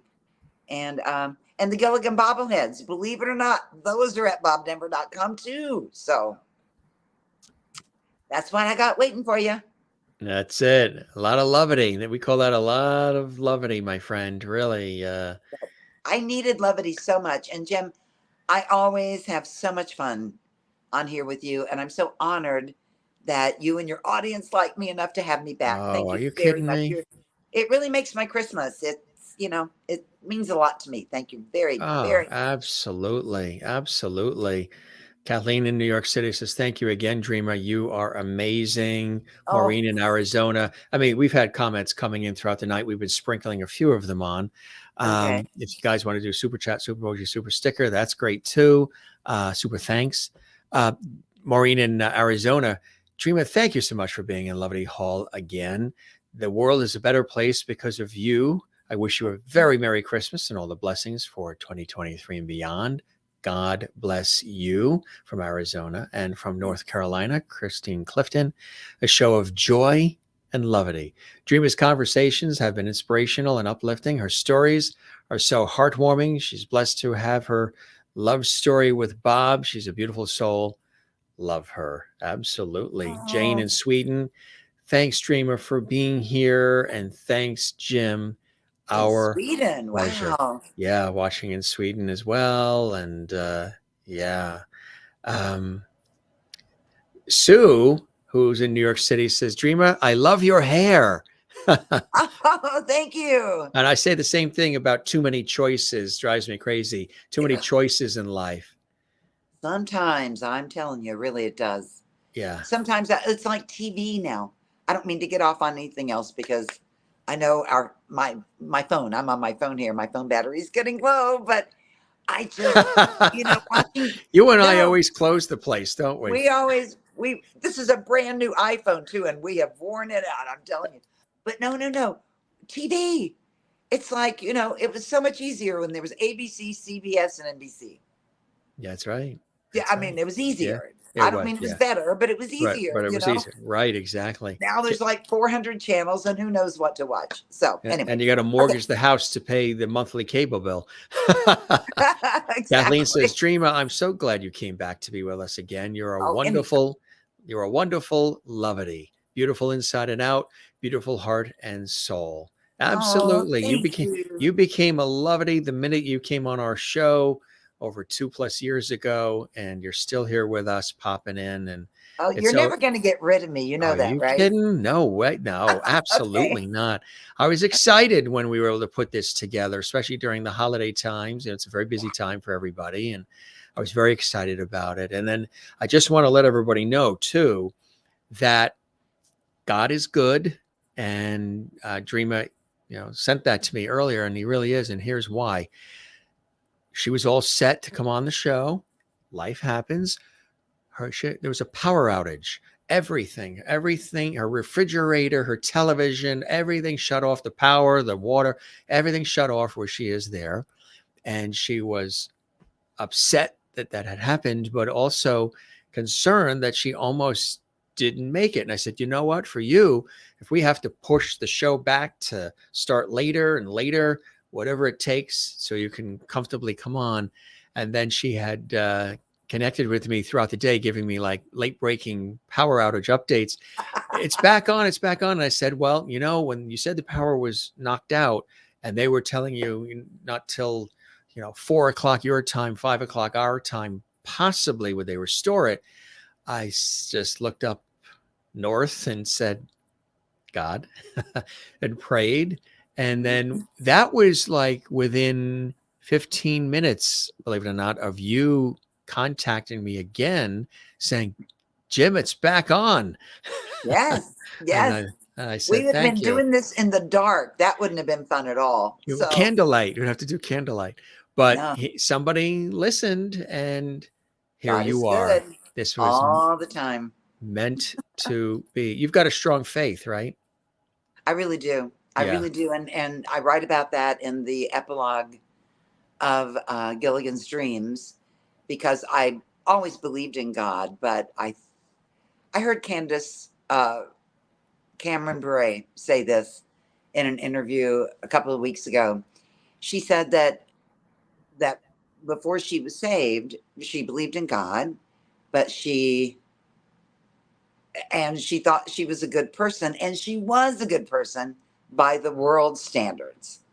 It was when she started realizing that God's standards were higher than the world's. And anyway, that struck me and really rang a bell with me because that's sort of how I feel. I've always believed, but I didn't walk with him.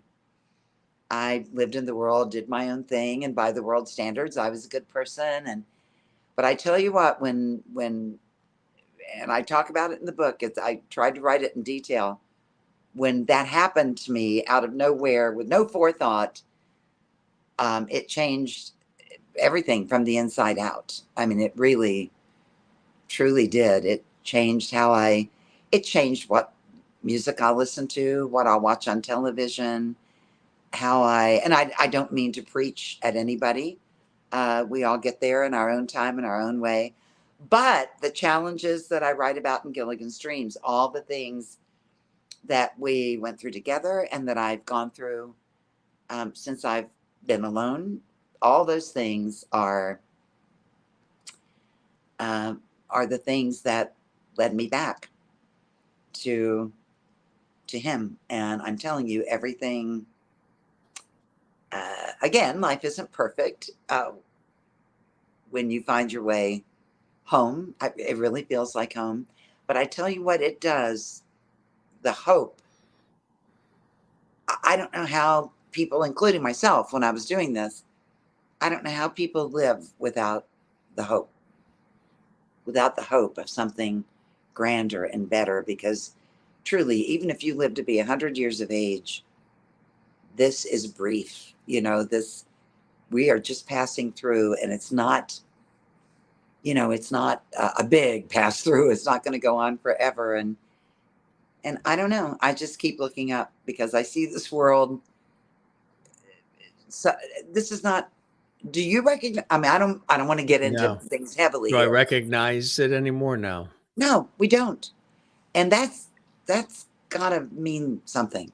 I mean, I've been on this earth quite a while by human standards and human years, and I've never seen it like it is now. And so I just feel like, I want to know where I'm going. And I don't know how you get through without something to believe in. I really don't. And to me, there is the truth, and that's, God's truth. And so I don't talk about this publicly very often. So thank you for asking the question, because I keep looking up. This world has gone nuts. So I keep looking up. And your power's back on. So, That's right. so We got the answer to the prayer today. I thought, oh no, I'm going to have to, I hate to obligate myself to something and then even things beyond my control mess that up. And I Yeah. hadn't been with you in so long, and Yeah. I hadn't seen the Levity audience in so long. And so I just really wanted it to work out. But I have to admit, guys, I get cranky when the power goes off. It makes me You cranky. did email me saying, I'm mad. I don't like this. I don't like it. You can't get a cup of coffee. Nothing. I woke up with the power being off. So there's no coffee. There's no flushing toilet. There's no anything. You can't do any of that. No, You all of a can't do sudden you're got back to anything. the cave days. Exactly. You can't Yeah. do anything. So I do get a little cranky. Plus I get cold. It was like 32 degrees. So That's true, right? And you're up at the top of a mountain where it's a little bit colder. exactly. You could My point. probably go on your roof, reach your hand out, and probably touch God from where you are. From where? Well, it's not quite as high as the Rockies, but it's way closer than people are at sea level. Right. So exactly. it's it worked out. Everything Yeah. just worked out, and it was all good. I'm just happy to be here with you, and I hope you guys will have me back again. Oh, absolutely. They love you. I do too, as well. You really are amazing. And they all wish you a very Merry Christmas and all the blessings and joys of life continued, as do I. And congratulations on all of the books and all the wonderful accolades the books have been receiving, and sharing your story and always being so warm and affable, approachable, and authentic. What we do here together is really something special. And bobdenver.com is the website for all the things we've been talking about here on this episode of the show. And you guys thank you to the audience, the viewers, the JMS Levity Squad all around the world, those who've been commenting, those who've just been watching, those who will comment later on our YouTube channel, Jim Masters TV. And really beautiful, my friend. I hope, as I always say on the shows, I hope the show met whatever expectations you had and you enjoyed the time with me as much as I have with you. Absolutely. And we got a date at the Greenbrier. Yes. We should broadcast live from the Greenbrier sometime. Absolutely. I'm telling you. That's a great idea. I mean, with all of the mention of it today, they should, the doors will swing open. Again, Jim and Dreama. Let's remember to mention one more time. I don't mean to, I have no investment in this at all, but Christmas at the Greenbrier, if you have the Fox Nation app, it's on Fox Nation. Yeah. It is absolutely, you'll see that place just showing itself off at its very best. It's beautiful. And it's like a Hallmark movie, obviously the title is kind of a giveaway there, but it's a Hallmark movie. It's, boyfriend and girlfriend from a long time ago come back together, ooh, like each other, all that stuff. But those are fun at Christmas. So, but the thing to see that movie for is really just to be able to see the Greenbrier and see how gorgeous it really is. So really nice. I'm going to see you there. Absolutely. Absolutely. When you say your first name, how do you say it? Dreama. Dreama. Right. Yeah. So do you say it like D? Do you say Dreama or do you say Dreama? Dreama. Dreama, almost like it's a J or a G, right? When you think about it, Dreama. It sounds almost like a G or a J sound as opposed to Dreama. Like if you would say Debbie, you'd say Debbie or Donald. But because it's got the R, the DR almost becomes like a G or a J sound. Dreama. Like you said it. I've had that name my whole life and never went there with it. But if Isn't that you amazing? say so. You know why? Okay. Because I said if you combine Jim and your name, basically it's what you've already got. Dreama. The J sound of Jim with Oh, the so Rima that's where is you were going Dreama. with that. Okay. Okay. Isn't that amazing? Okay. Okay. We are Dreama. No, That that's sounds like a J or a G, doesn't it? Yeah. Dreama. Dreama.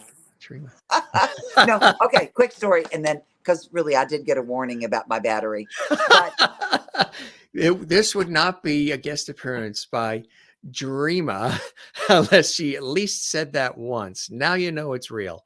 I've said it twice. No, now I forgot what I was going to. Oh. So one time, Bob and I were doing a show in Texas. I want to say Amarillo. Doesn't really matter. And we're signing autographs. We're signing autographs afterwards. And so this guy comes up to me and he said, "Could you sign this to my girlfriend?" I said, "Sure."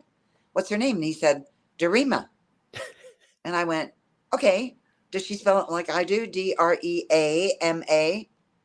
He went, "No, Dreama." And I went, "Spell that for me. Duhreama." Now that's the one and only time I've ever heard that version of Dreama. Dreama. Right. And that's how you would say it, right? I guess so. That's how he said it. So Lovely Janet Alperti says, Merry Christmas, Jim and Dreama. Thanks so much for being on the show and being so honest and open and truly authentic.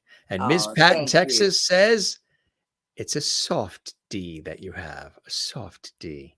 I like that. Dreama. And Well- she also says, Dreama has given me a lot to think about on life. Thank you.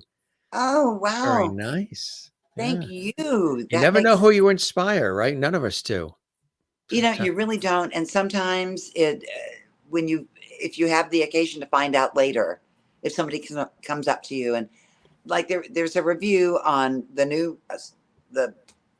second edition of Gilligan's Dreams on Amazon. There is a review. I think it's one of the more recent reviews where this woman talked about, and I don't know her at all, but she talked about reading my book and getting to the epilogue and reading what we just talked about a few minutes ago. And she said it really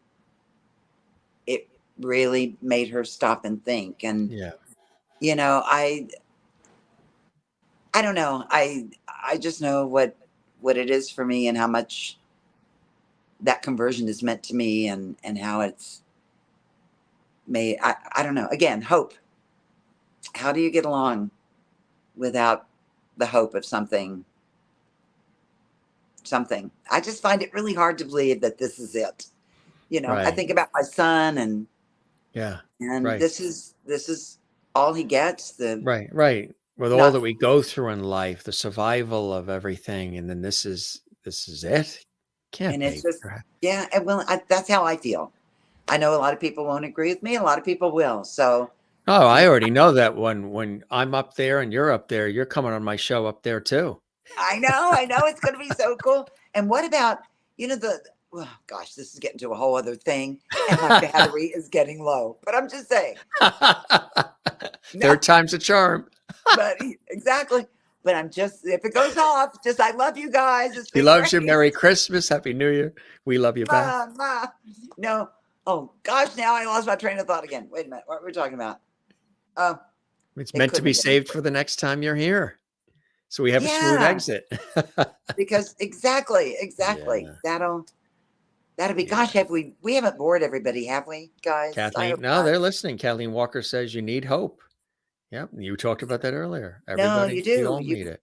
You just have to have, well, I guess we were saying something along, I can't believe this is all my son. or somebody Right. else's son or daughter who didn't get to have a full life. Right. I don't know. I just don't believe that's I just don't believe that's all there is. Oh, I know now see, I knew I'd get there.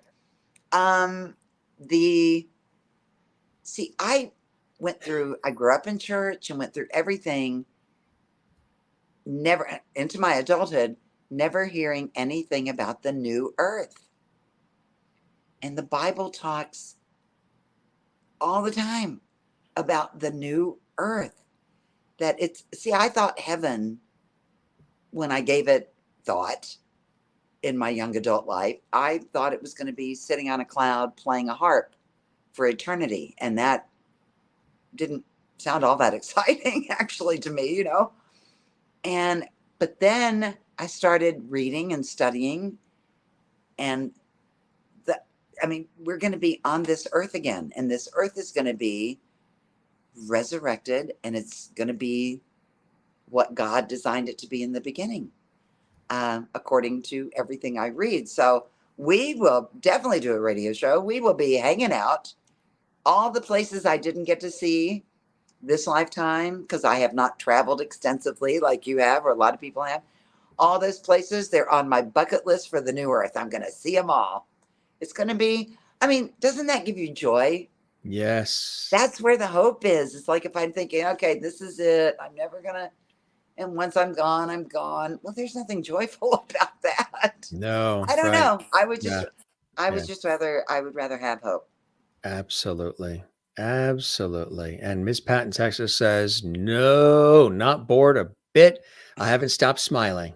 Oh, thank you. That's what we're all about. That's what developed when I turned the lights on 2.5 years ago, almost 900 episodes ago. And, this sort of morphed into this whole vibe of what this series is, with all the great guests and celebrity friends and the laughs and the poignant moments and the entertainment and all of that, and the interaction with the audience. It just has morphed into, somebody said, I think it was Maureen in Arizona once said, when I said levity, that's love and levity together. And I said it like love and levity too fast. And now came that word.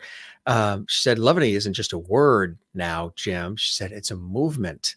And I'm like, that's Oh, fantastic. I love that idea. Levity that. oh, yeah. And it's a state of being too, It is, right. Yeah. It It really really, is. really, people will say, like what you said, the viewers will say it, guests will say it. And when can I come back? When can I come back? Usually sometimes even right after the show, when can I come back?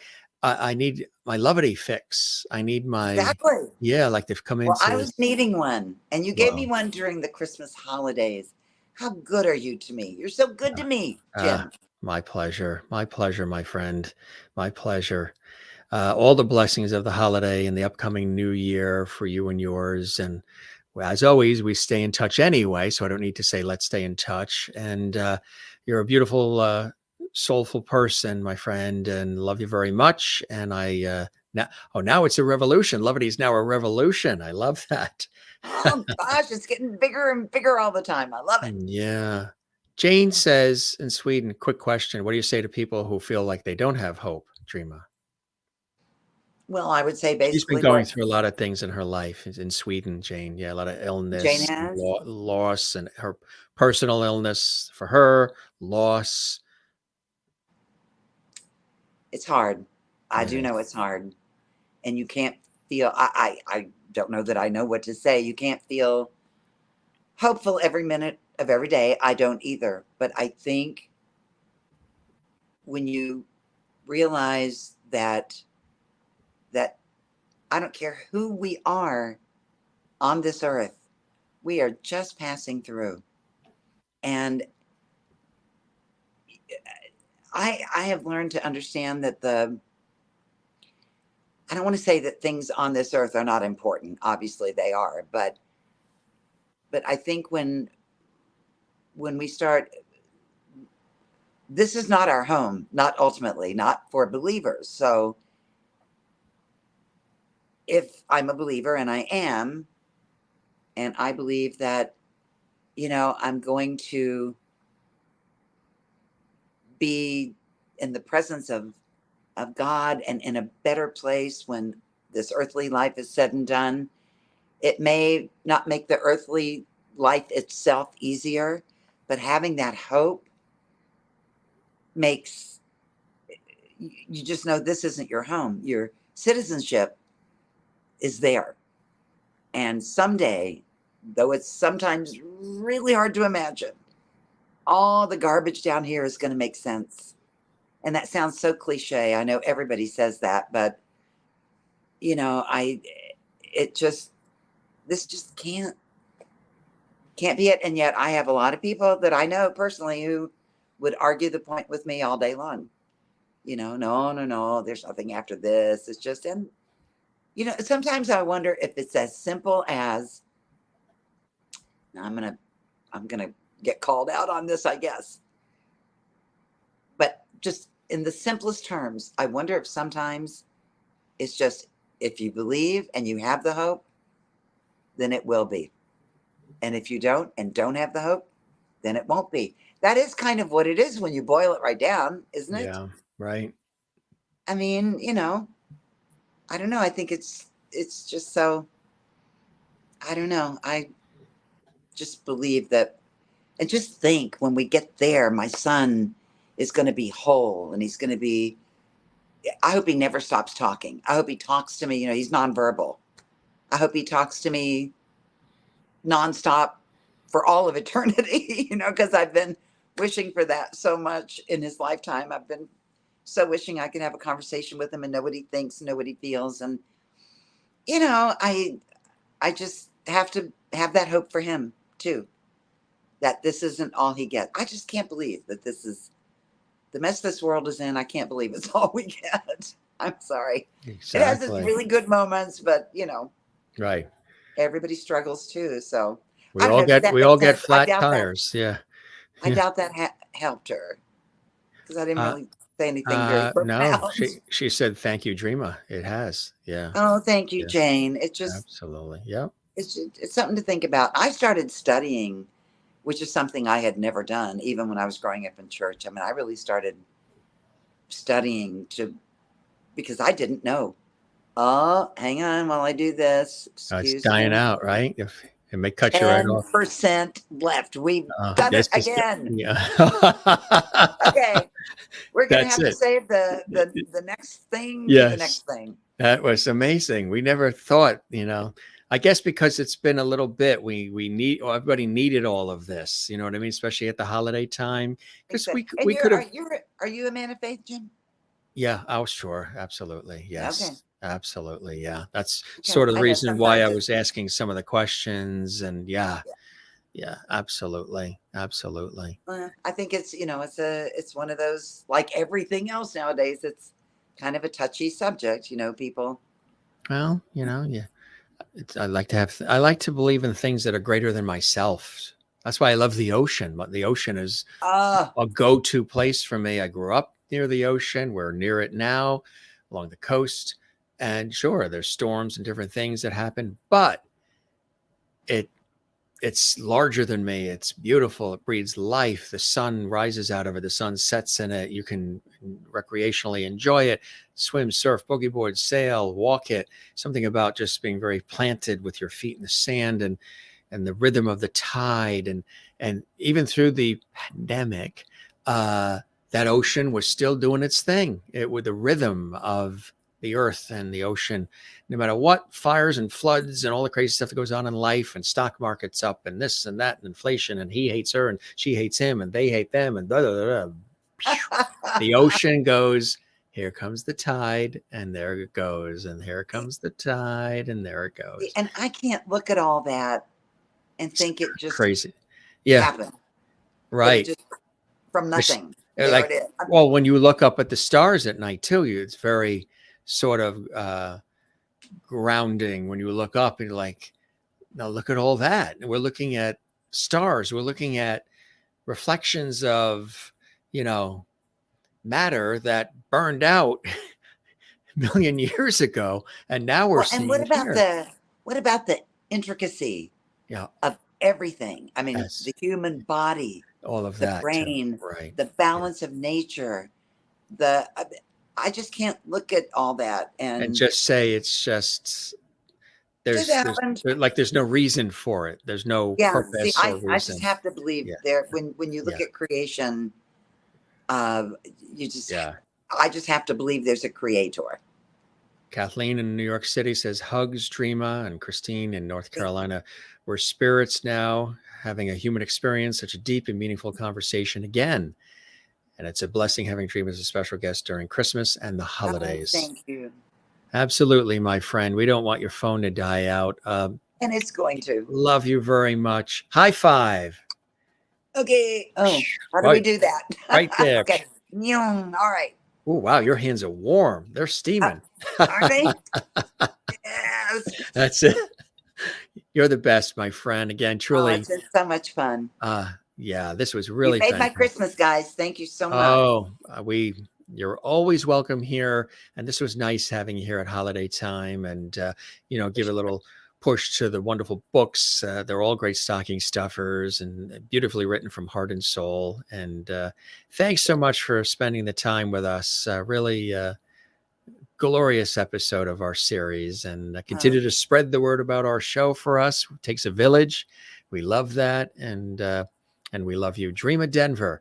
You're the best. Merry Christmas to you and Happy New Year. And Merry Christmas and Happy New Year to everybody out there. yes. 2023. Come see us again soon. We'll keep the porch light on for you. Okay. And let's make 2023 the year that we actually are in the same airspace. That would be nice. Very special. Breathing the same air would be very cool. Exactly right. I think we're doing that already as people, but now we have to do it in the same zip code. Yes, exactly. Right. Maybe even in the same room somewhere, That would be nice. Same restaurant or something. I look forward to salmon and mashed potatoes, or they better have that on the menu, right? Oh, we're not going any place that doesn't have salmon and mashed potatoes. And mashed mashed potatoes, even. Yes, absolutely. Got to treat yourself once in a while, right? Yeah, that's it. Jane in Sweden says, welcome back, Dreama, Night, Dreama, and Jim. And Janet Alaperti says, hugs to you and your family, Dreama, and happy holiday season to one and all. Thank you, Janet, and everybody who's been watching and posting. Again, love you, and you take care and be well. And thanks for all the time and a fabulous conversation. 3 hours and 12 minutes. And how do your legs feel? I mean, can you move? No, we'll see if I can get up. Are you gonna roll to bed? I may have to crawl, actually. Yeah, on the belly, kind of crawling. You know what's cool about that's the top you're wearing. From certain angles, it almost looks like it's an extension of your hair, like their ponytails. Doesn't it almost look like that? Yeah, in certain angles. I wish they were. It looks very 60s. It looks very 60s. Yeah. See, I love the retro thing. Yeah. But no, that doesn't. Now, see, now you've made me want to get the doggone it. Just wear that top and you've got it instantly. Okay, that sounds good. I love you guys. We love you back. We love you back, Dreama. Take care. Merry Christmas. Happy New Year. Merry Christmas. Happy New Year. We'll see you again soon. Okay. Bye-bye. Bye.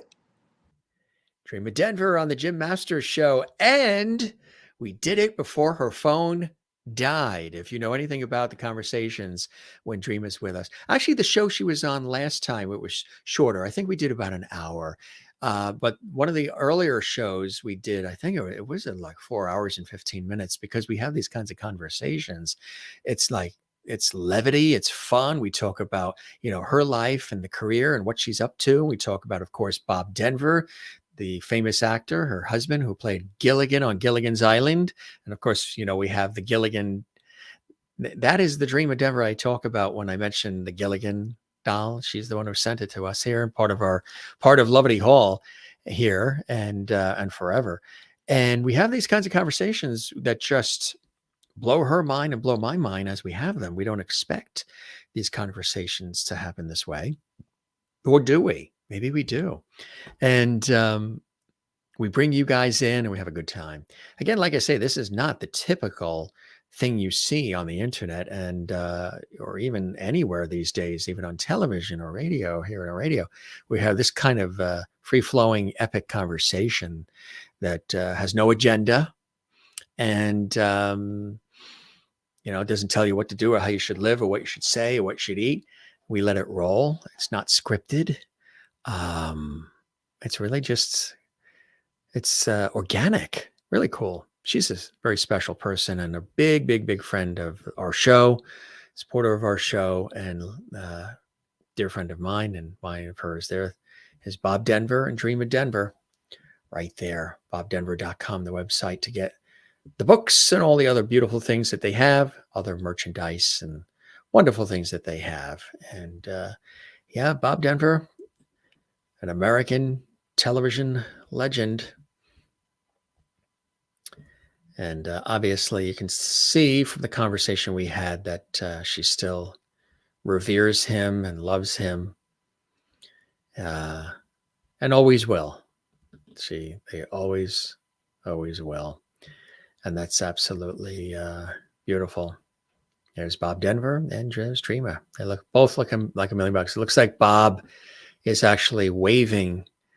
Thanks for joining us. Thanks for watching the Jim Masters show. If Bob was here, we would have Bob Denver on the show with Dreama, and that would have been a pleasure. He's here in spirit. He's waving to all of you, gang, as he holds Dreama Denver's hand. He's waving to all of you loveties watching around the world and saying Merry Christmas. Thanks for having my Dreama on the show. We love you all. And you can, if you play with it a little bit, you can almost think that Bob is looking right at you. If you look at that picture, it looks like Bob's looking right at us, doesn't it? And he's waving to you and you and you and you and to me. I think that's really cool. So what a great episode, huh? As they all are, with all of our incredible guests and everything else that we do. And just really, truly amazing to have these conversations and all these episodes of our amazing series here. If you enjoyed this, folks, of course, there's super chat, super emoji, super stickers. 24/7, you can do super thanks, a little heart icon on our YouTube channel that helps support what we're doing here. And we thank everybody who does that and who has done that. And we get to see all the names of the people who do that. And that really helps support what we're doing here, which is unique. It's a very special place we created here at the Jim Masters show. Really, really cool. And wow, we've got some absolutely extraordinary guests who are joining us throughout the rest of the week. Check our YouTube channel to see who's coming up tomorrow and the next day and the next day. We've got amazing guests that are coming up for all of you here on the Jim Masters show. Yeah, in coming weeks, we have Princess K. Map. She's starring in Ghost Rider on Apple Plus TV and so much more. She was on the Unicorn series on CBS and everywhere else. Legendary comedian Jeff Altman is joining us, and not only comedian, but magician and actor. He's going to be with us next week. She's on Hell's Kitchen right now. You know, Gordon Ramsay in Hell's Kitchen on Fox. Summer Sellers. She's starring in that series right now as a contestant. The Hell's Kitchen reality TV series. She's a fabulous chef. She's a guest on our show coming up, and so much more. Soon we're going to have Sam Lowe, country music singer and songwriter. He's going to be joining us here on the show as well. Yeah, just give me a little teaser, a little preview of some of the guests coming up right here on the Jim Masters Show Entertainment Lifestyle Variety Talk Show series. Cool stuff, gang. Thanks for all the great comments. Maureen says, this was absolutely fabulous. Now, since I met Maureen, when Kathleen Walker and I got together with Maureen, when Maureen was here on the East Coast in the New York area, visiting her sisters for the birthday of her sister. So I can hear Maureen's voice saying this. This was absolutely fabulous. I wish time would fly by at work like it did with this conversation. Thank you, Jim and Dreama, for such a wonderful evening. Hey, the pleasure is ours, Maureen. As always, the pleasure is ours. It's really cool having you guys hang with us here inside Lovety Hall. Lovety Hall. And take a look at a couple more here, and then we'll head out. And let's see what we've got here. Wow, lots of great ones. Thank you very much. Thank you, Jim. Wonderful show and guest. Kathleen Walker, thank you very much. Love that. Really, really nice. And you recommend Sardi's. Yes. So do I. Thank you again, Janet. We appreciate that. 4:20 a.m. Now the bed is waiting for you there. It's almost 10:30 in the evening here. We started the show at 7 o'clock. Whew, amazing. But when Dreama comes on, she and I don't put a clock on it. We just let it roll. And every time it's her phone always runs out of time or energy. She was down to about 10%. And when you get to about 10% battery left on your phone, one time she had to charge it, it's time to. So I wanted to see if we can get it in before her phone died, get all the thank yous and all the Merry Christmas before the phone passed out on her. Thank you very much again, Maureen, for that. And Kathleen, thank you very much for that. And have a great night. Relax. Good night, all you as well. And Christine, thanks, Jim, for this very special conversation. And Dreama, we wanted to do it at holiday time too. We've had Dreama on throughout, different times of the year, but I don't think she's ever been with us during the holiday season. So it was kind of nice to have her with us during the holiday season and not just talk about the books and all the usual stuff, but talk about life. And of course, Bob Denver from Gilligan's Island, her husband, and so much more. I'm so glad I could watch live tonight. Till next time, it was a good night. So good night, Jim, and everyone. To you, Christine in North Carolina. Want to let you know, great guests coming up. Saturday, we have a very special Irish Christmas live with some special guests joining us. Yes, a special Merry Christmas from us here at the Jim Masters Show to all of you this Saturday at noon Eastern, 9 a.m. Pacific. So it's going to be an early time because we're going to be getting ready to spend some time with family and friends for the holidays. But we've got all shows next week and we've got a whole bunch of stuff, but we're going to be heading south to see family and friends. So Saturday, we got a very special Christmas show, kind of like a pop-up show, but I'm already telling you. So you can be interactive with us. We've got some special guests joining us, musical guests and more to celebrate the holidays with us. This Saturday, a JMS exclusive special, Christmas special, coming up at noon Eastern, 9 a.m. Pacific, right here in Levity Hall on the Jim Masters Show on our YouTube channel, Jim Masters TV. All right. We don't say goodbye around here. We say see you later. Ciao, cheers, slancha, moilu, cheerio, wiedersehen, hasta la vista, shalom, sayonara, buenas noches, ciao, cheers, and all the rest. Don't forget as well to relax, breathe, take care of one another, love one another, even during the holiday season. Take time to relax. And life is short. Dreama had a very positive and inspiring message in our conversation tonight. So don't forget to relax and take care of one another. This is one of the longer shows we have done in recent months, 3 hours and almost 3.5 hours, but really great. Holiday time, we're all together. People who watch this later can binge watch. And these episodes of our show, the kinds of episodes, or at least people have told me, the guests and viewers who watch our series, those who you see comment in the Levity Hall chat room, and those who contact us through email and Twitter and Instagram and Facebook at Jim Masters TV. That's where you can find me. Will say that they watch these shows and they don't stop watching. They don't watch like 2 minutes of it and disappear. They get so drawn in and they feel like they're so a part of what we're talking about and what's happening, and knowing that anything can happen because we're live. They feel like they're invested in what we're saying and doing and all the entertainment and everything else. And I think that's very cool. And that's excellent. That's what I would hope, is that when you watch the shows, you get something out of them and you really enjoy what we're doing here and what we've built and what is continuing to grow. We always get new viewers constantly every day, new subscribers to our YouTube channel, Jim Masters TV, and new people joining the Levity family here, which I think is great. Men, women, all ages, all demographics, all backgrounds, all income levels. I mean, we've seen the analytics. It's incredible. People from every background watch our show, all different ages. from teen all the way up to senior. I think that's really fantastic because when you think about it, we really have something for everybody. We don't just talk about one topic, one niche, one kind of guest, one kind of flavor or flair. This show, like a traditional entertainment lifestyle variety talk show series, talks about and celebrates everything. Life. And I think that's so cool. That's unique. That really is unique. All right.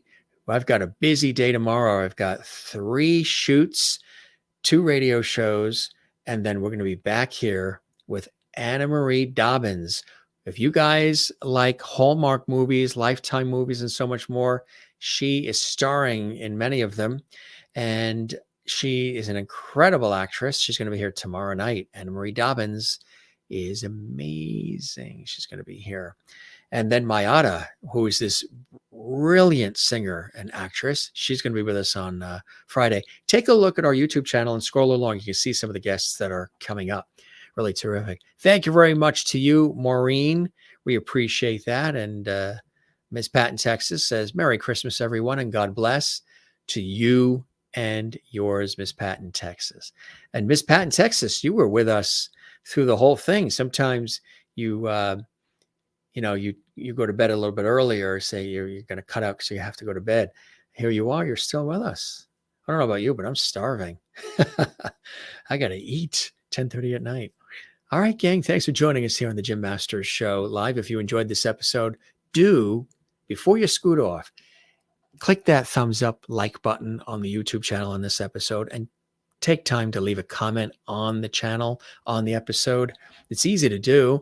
If you've left one in the lovely chat room, we appreciate that. But if you could take time, just drop a comment on the YouTube channel underneath this episode and all the episodes you enjoy. We love that. We respond to those. It's very interactive. You can reach out to us that way too. Let us know what you're enjoying about our shows, our guests, our series. We really sincerely appreciate those who do it already. And we invite you to do that as well. And if you haven't subscribed to the YouTube channel, it doesn't cost anything to do. And those of you who have subscribed, thank you very, very much. We value and appreciate you. That's the red button to hit. Click subscribe, or if it's a black button that says subscribe, click it, and it doesn't cost anything, and you'll be a part of the Jim Masters Show lovely family. Click the notification bell so you never miss any of the episodes that we prepare and deliver to all of you. All this content coming out of Lovely Hall here in the New York area of the East Coast in the United States. That's where this show comes from. All right. That is a wrap. It was another great shoe, as Ed Sullivan would say. He wouldn't say show, he'd say shoe. You guys are great. We really love it, and we love all of you. So, comments coming in still, pouring in here. We thank you for that. All right, good stuff. Thanks for joining us, gang. We're going to scoot out. We'll see you on the next episode, okay, of the Jim Masters Show. Be back tomorrow, 7 p.m. Eastern, 4 p.m. Pacific. Those watching live, those who are watching this later on, you're watching this Memorex. Well, thanks for watching. We really appreciate you being here as well, and we value you being here, whether you watch live or in the archives. Good to go. I think I cover it all, folks. That's all, folks. Take care. Love one another. Be good to one another. And thanks for stopping by and hanging with us on this episode and our special guest, Dreama Denver, on the Jim Masters Show live series. Take care and be well. Merry Christmas. Happy Hanukkah. Happy Kwanzaa. And a fantastic new year. More shows coming up every day throughout the holiday season for you. We'll see you again soon, gang. A couple more quick comments coming in here. Yeah. Smooches from Kathleen. You too as well. And Janet says, have a great night, Jim, and a wonderful evening. Heart, heart, heart, heart. Right back at you. Thank you very much, Janet, for that levity, and for Kathleen for that levity as well. All right. That's my cue to exit stage left. We'll see you on the next one. Take care. Happy holidays. And thanks for watching the Jim Masters Show with me, Jim Masters. We love you. Cheers.